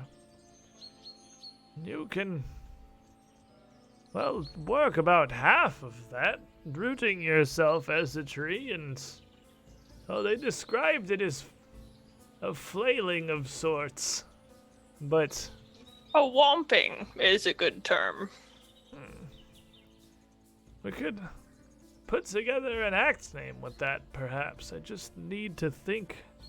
Surely there's a tree that starts with W. I'll muse on it. A whomping cypress, a whomping oak. And he just kind of walks around, walks away. Hemlock is really a good name. I mean, if you're looking for a good name, hemlocks are distinguished among all trees. And he kind of stops and looks back. Whomping hemlock doesn't have much of a ring to Quite! it. That's a fantastic name. If I've ever heard a name, Whomping Hemlock is really good. Well, we find that... I guess if you're in agreement here, I'd better go tell Selwyn. Actually, that's genius. Arvis, let's go tell Selwyn of my act name. Arvis? Arvis, this is important, you know. This is all about livelihood and whatnot. I still don't understand what you would do. Neither do I, but the name is catchy, and that's what we're looking for. What was the name again? Whomping Hemlock. It does kind of roll off the tongue a little bit. Right? No, Yeah. that's what I'm saying. Really give Whomping. people idea. You just Hemlock, yes, apply quite. The womp. Because Yeah, the great minds think alike here. I'm glad you agree. it's pretty good. I think Selwyn will love it. She will really enjoy it. I think we should probably go ask her. Tell her, I guess, is more apt. Okay. So, you head back over towards the tree line. You know Zerg had stomped off that direction. But it's not immediately apparent where they've gone. Because you don't, at first, see them.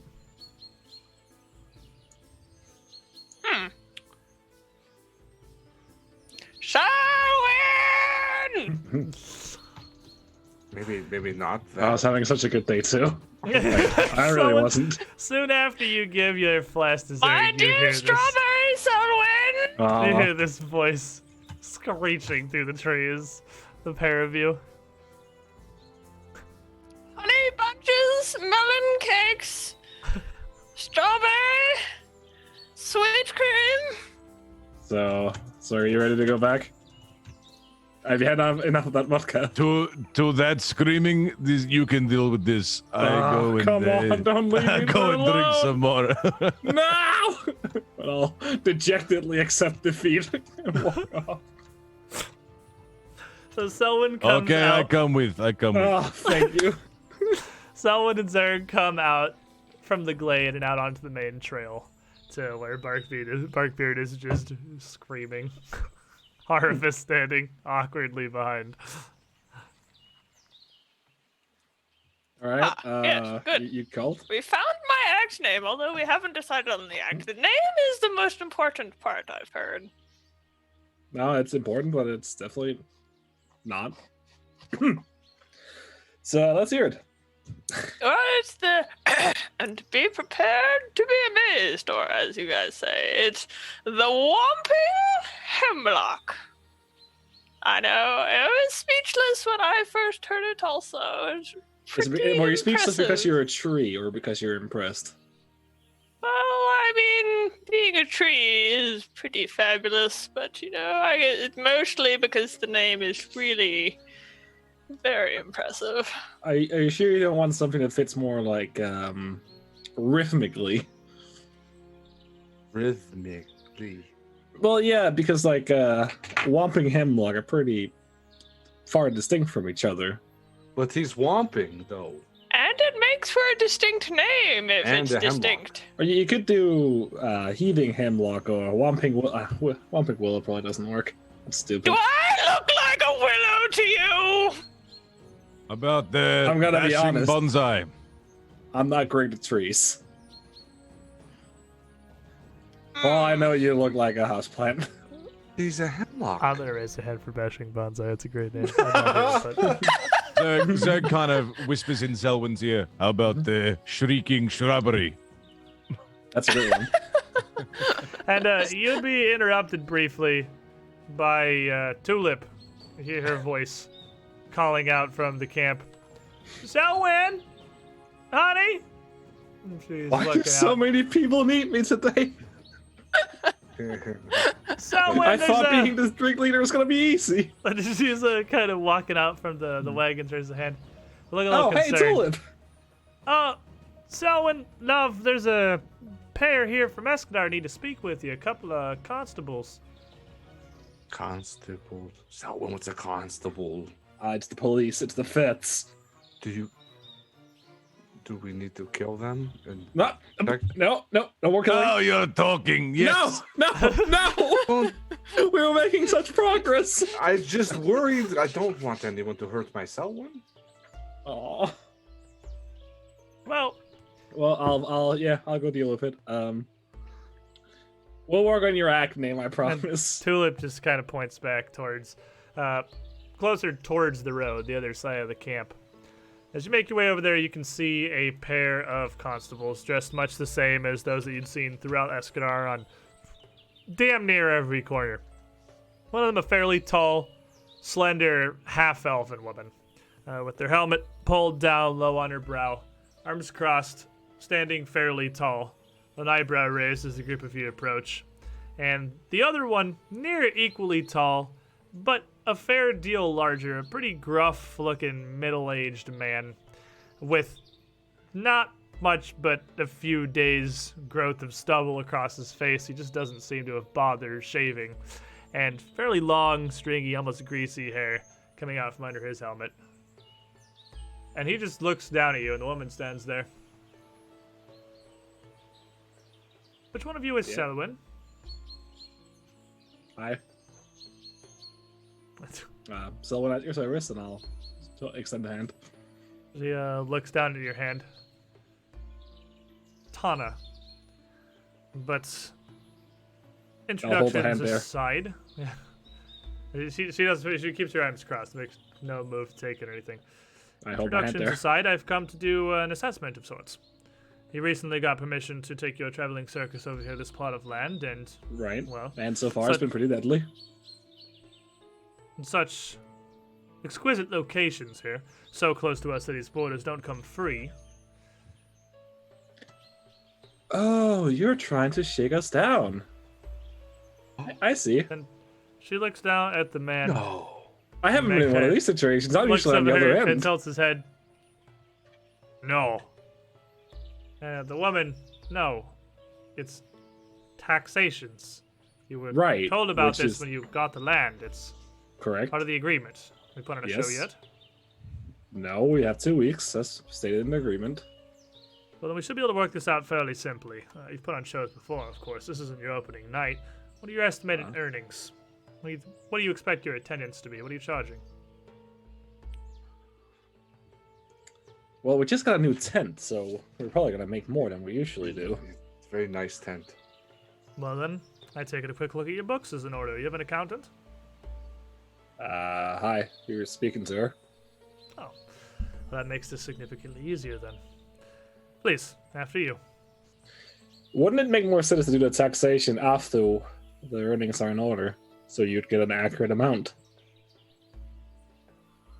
She just kind of sighs and rubs her brow a bit. Jimmy, explain this to the woman, please. And he just kind of nods. Aye. Well, I forgot your name.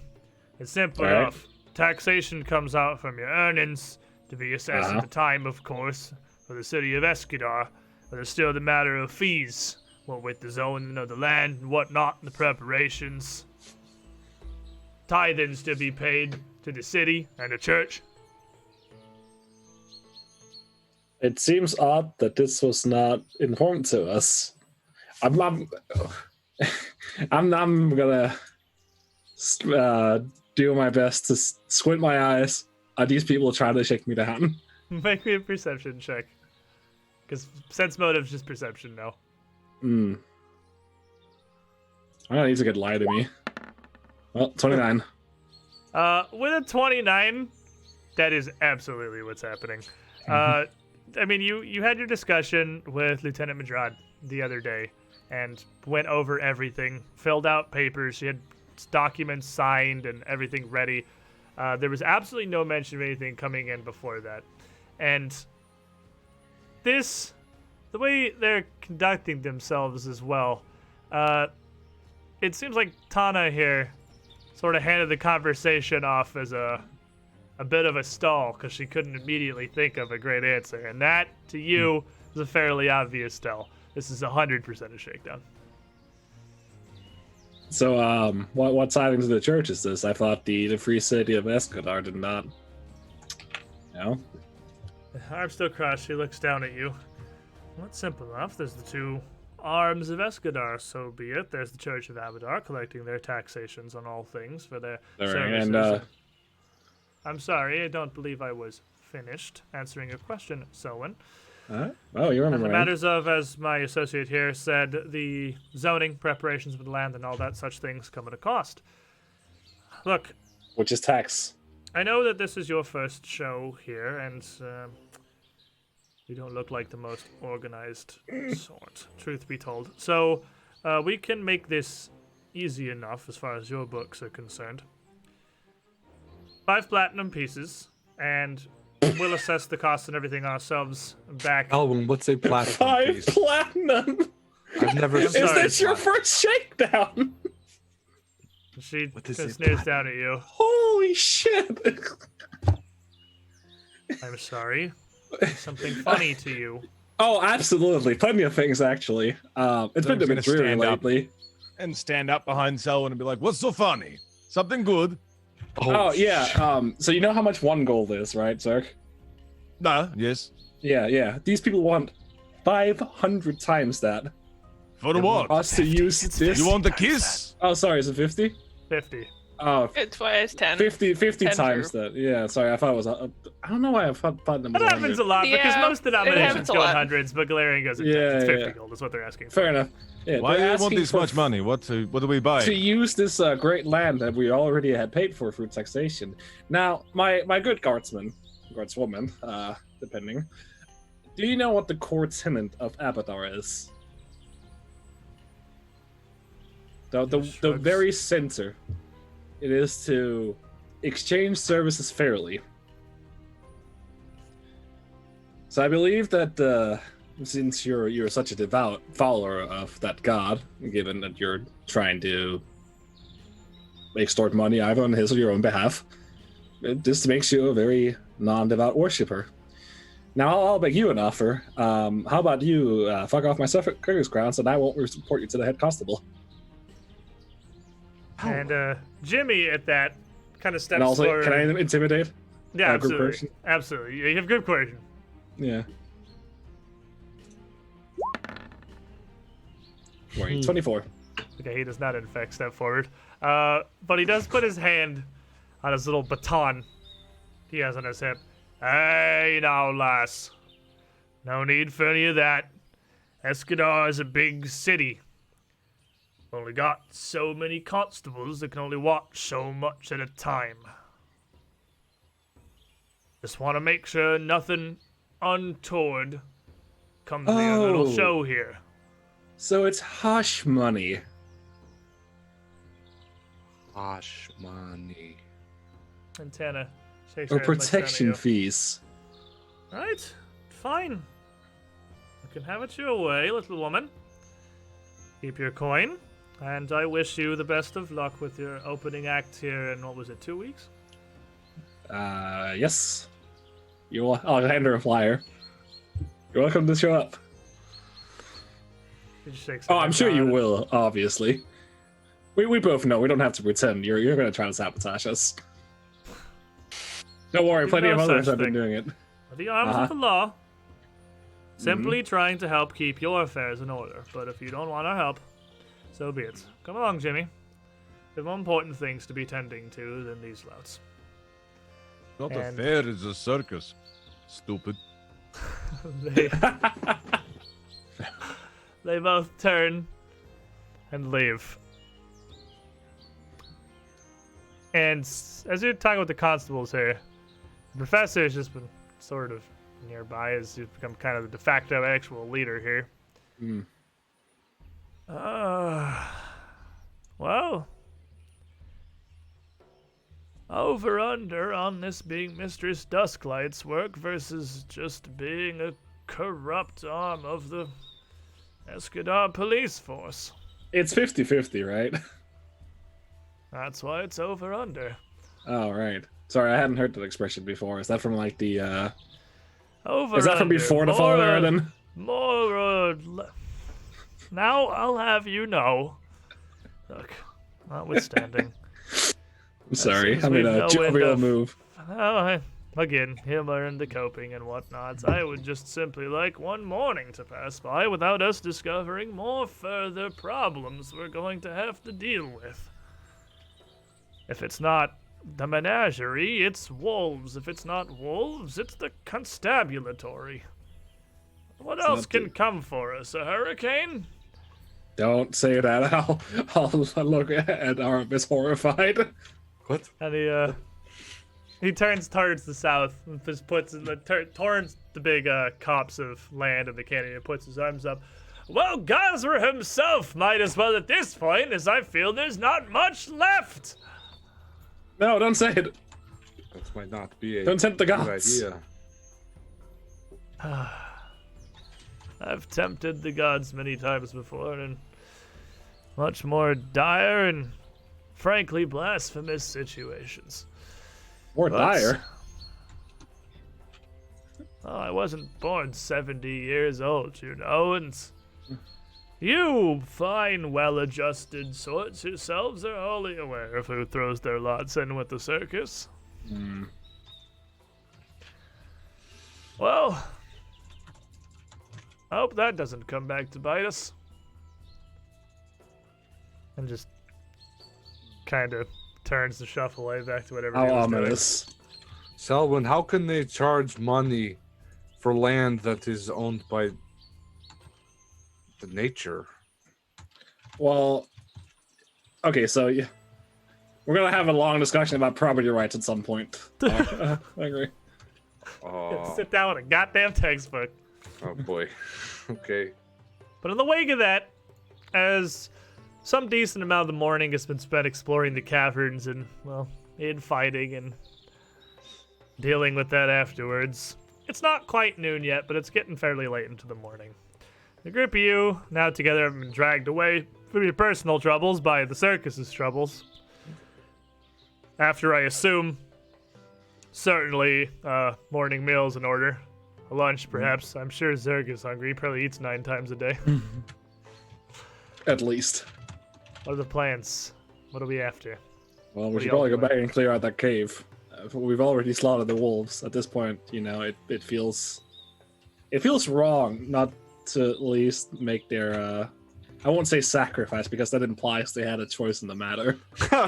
But their deaths go in vain.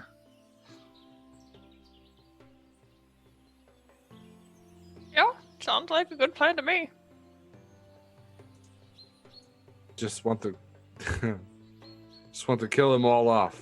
No, They're in your way. no. I didn't want to kill them after they backed down, but I couldn't stop Circuit at the time, and we clearly all have things to work through. But we should really see whatever's in there. What was the dangerous area? And what might have caused the wolves to come out here in the first place? You must admit, something was off. When I was talking to him, he did say something was forcing his hand. The force, don't know if it was someone or something. I think is what he said. Nothing I've ever heard of.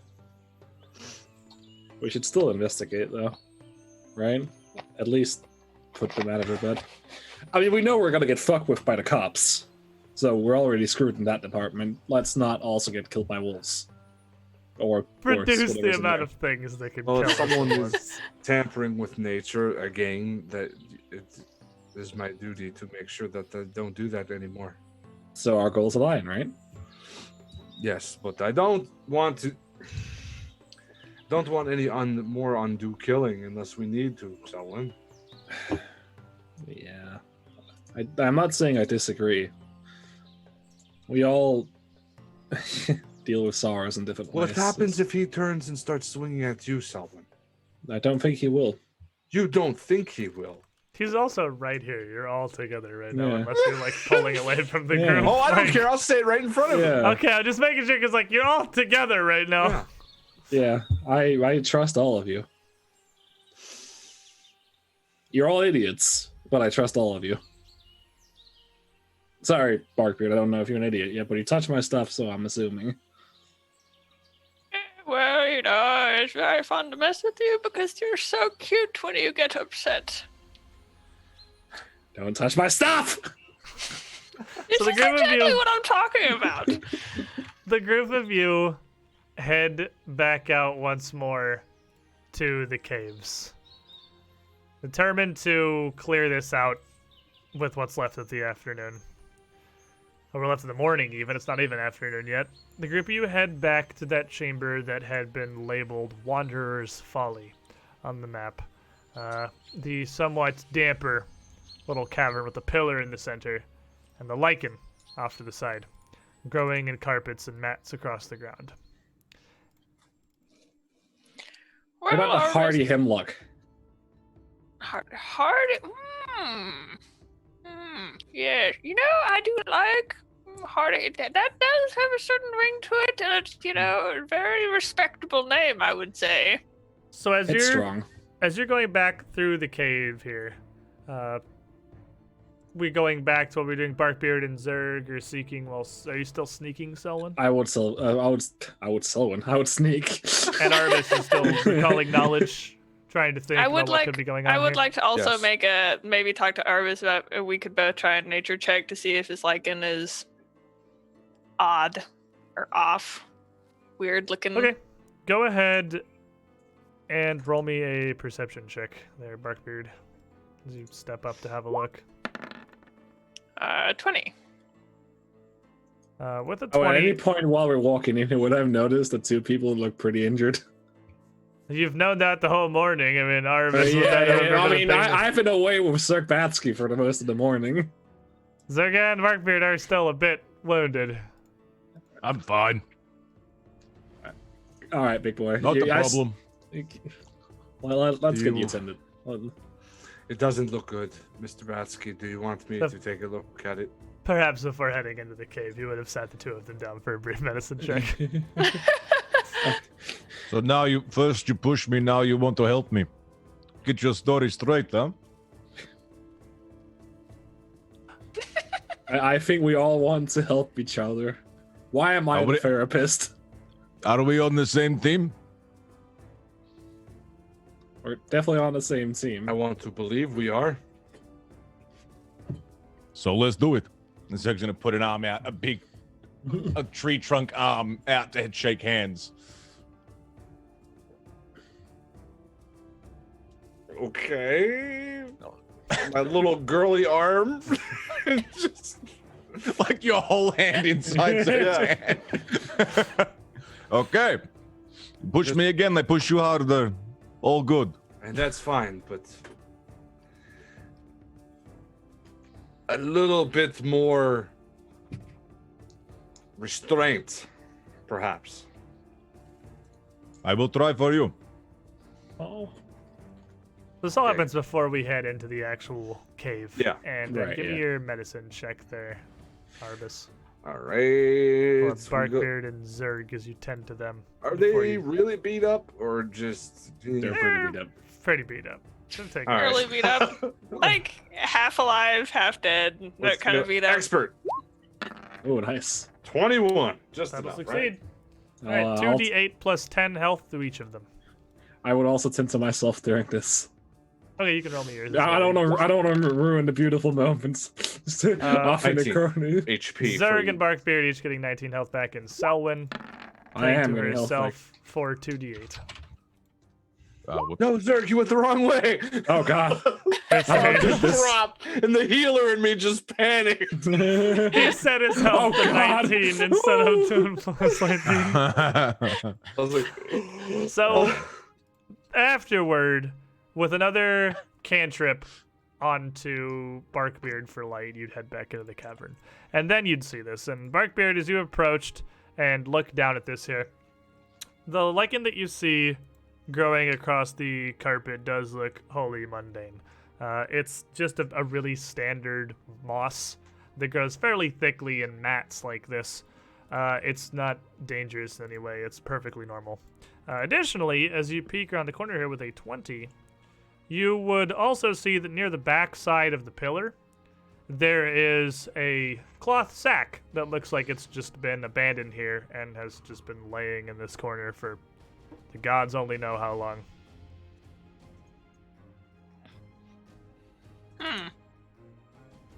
Well, I guess we should take a look.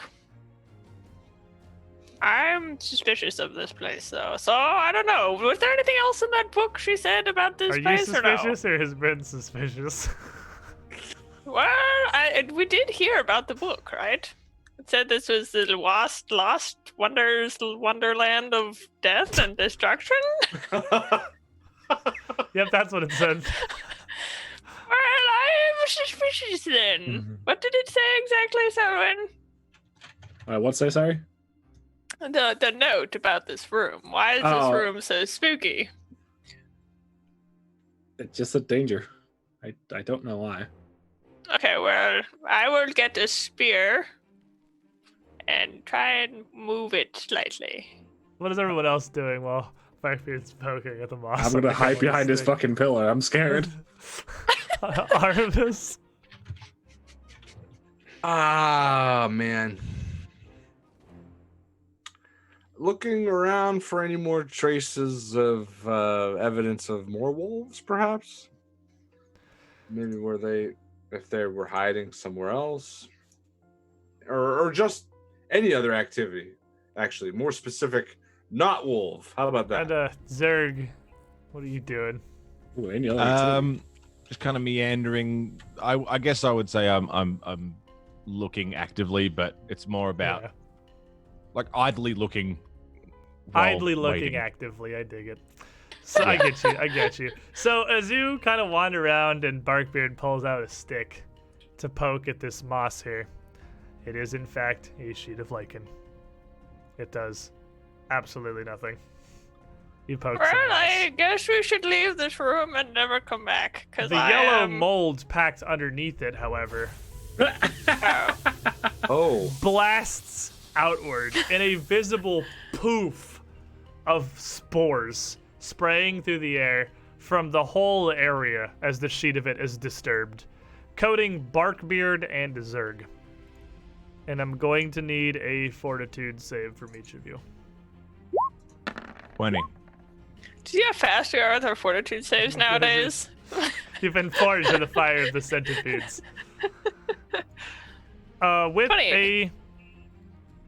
With a 20, Zerg, as you inhale these spores, because you're not really looking at this, you're over here somewhere else. It just kind of surges up into your face, and you swallow this, inhale this cloud, and immediately start to feel exhausted. You are going to take 8 poison damage. And then also you're drained 1, which is going to reduce your maximum health by 5 and deal another 5 damage. Jesus. Okay. So Arbus, as you're recalling knowledge over here, give me a nature check.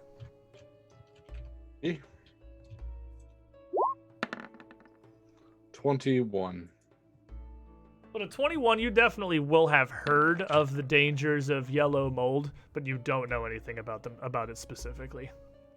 Oh, just no. So this just kind of poofs. You would immediately see Zerg start hacking as he inhales this. Or Barkbeard is just kind of sitting there blinking in the middle of this cloud, absolutely unaffected.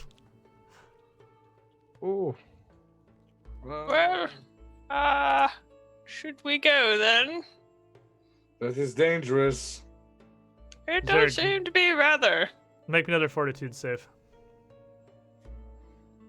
Me? Yes.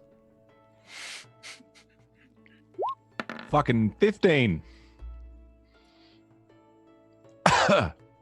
So with a 15, not only are you now drained 3, losing 15 max health total and 10 more health, you are also going to take 16 more poison damage after that.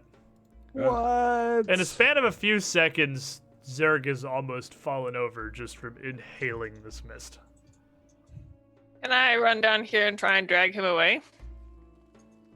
Absolutely, yeah. You can do anything. You run down. I'm gonna and, go down here. I'm gonna like wrap my raft these like arms around it and just try and start pulling him back. Zerg. Hmm?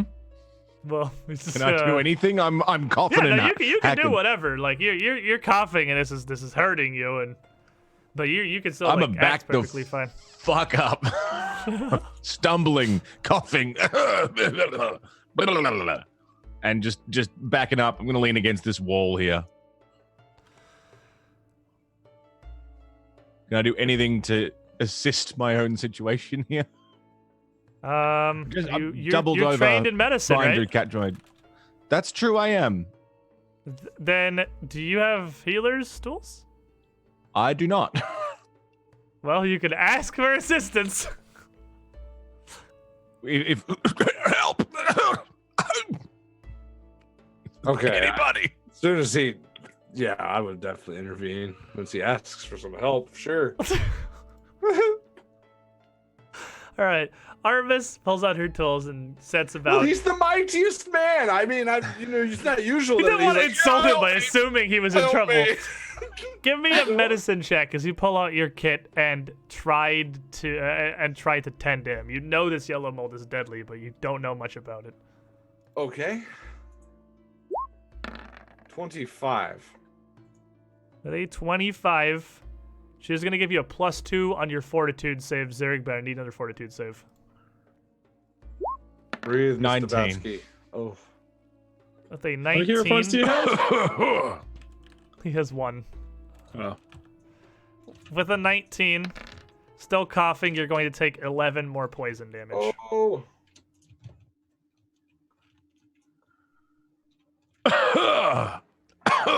Yep, sitting on the ground now. You can attempt to treat him again, Arvis. Can I use my medicine to help, even though I'm the one affected? Like, You put can't. myself in the Since right since position she's got to be tools helped? out, you can use your medicine to try to aid her, make her job easier. Yeah. So use your medicine to aid her, and then she'll use her medicine to aid you on your fortitude save. Excellent. Do it. All right, let's do it. Fucking shit. 11. So as he tries to help, overwhelmed and almost delirious here, he's gonna get in your way pretty badly. You're gonna take a -2 to this medicine check, and this is how Zurich Batsky dies. To a cloud of fucking mold in a cave. Trying to swat his hands down. You got to breathe. Don't panic. Don't panic. He's panicking. Still late. 31. 31 will succeed. Not 29, because he's not helping. 29. He's definitely not helping. Right. Still succeeds regardless of his interference. Make you a fortitude save at a +2. 29. Oof. So with a 29, you would feel that it's starting to abate. You're still going to take 11 more poison damage. Huh? It's definitely not gone, but Arbis's treatment feels like it's helping. Can you hang on long enough for her to save you entirely? That's a question. Do you want to attempt to help her again? 21 on the medicine check to help. So you're not going to aid her, but you're not going to get in her way either. Yeah, I guess that's something. Yeah, you're kind of coming to grips with this. He's calming down a bit, Arbis. And then Selwyn and Barkbeard, I imagine, are pretty much like, you guys are watching this, but you're I mean, actually powerless to do anything here, right? I think you're both Yeah. more than welcome to jump in, but I mean, I've really got nothing. I think I'm more likely to hurt than help. I'm just gonna, as I'm working on him, whisper in Druidic to myself, not him too, Stormlord. 30. 30, you'll succeed. 30. Is there fortitude save with a +2? 26. With a 26, you can take 4 more poison damage. You feel like you're at the end here. You feel like the worst is passing. As Arbis continues to treat you.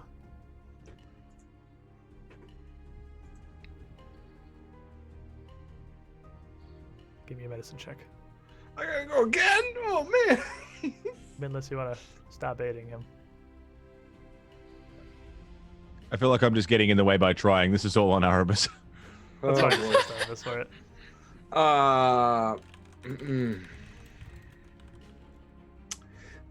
I can see that he's like almost succumbing to it. Like I can see that he's, how do I say? The poison's killing him before my eyes as I'm trying to deal with it, right? You definitely see that your treatment is working, but he is dying. And Okay. Yeah. he's in a pretty bad way. To maybe buy myself some time, can I try to heal his lungs with a thought? This is killing him functionally, what it's doing to him that's killing him is damage. A healing spell would buy him time for sure. Okay, so I would take my hands off and just close my eyes, and some lightning would crackle around his chest area, and try to heal up some of his lungs a little bit. It's a level 1, just to do something. D8 Give you a little 8. something. D8 plus 8 will buy him time. So Zerg gets 12 health Okay. restored. And then she pumps this healing into you. Make me a fortitude save.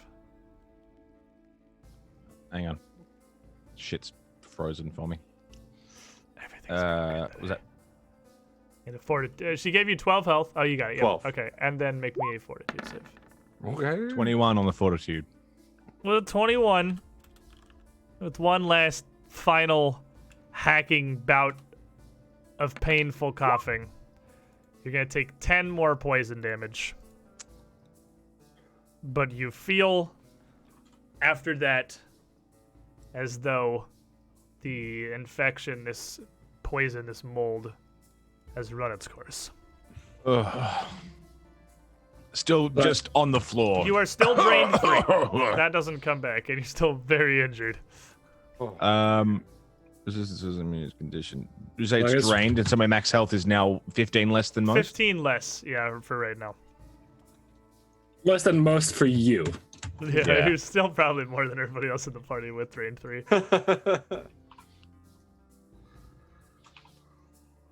And as you're gathered around Zerg, this hacking and coughing here, Selwyn near the cave entrance just kind of watching in horror.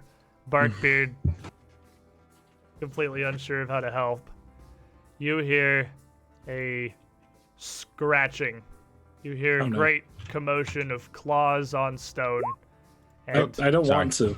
bones being No. scattered throughout a cavern. And Selwyn, you would No. hear a voice from behind you. No!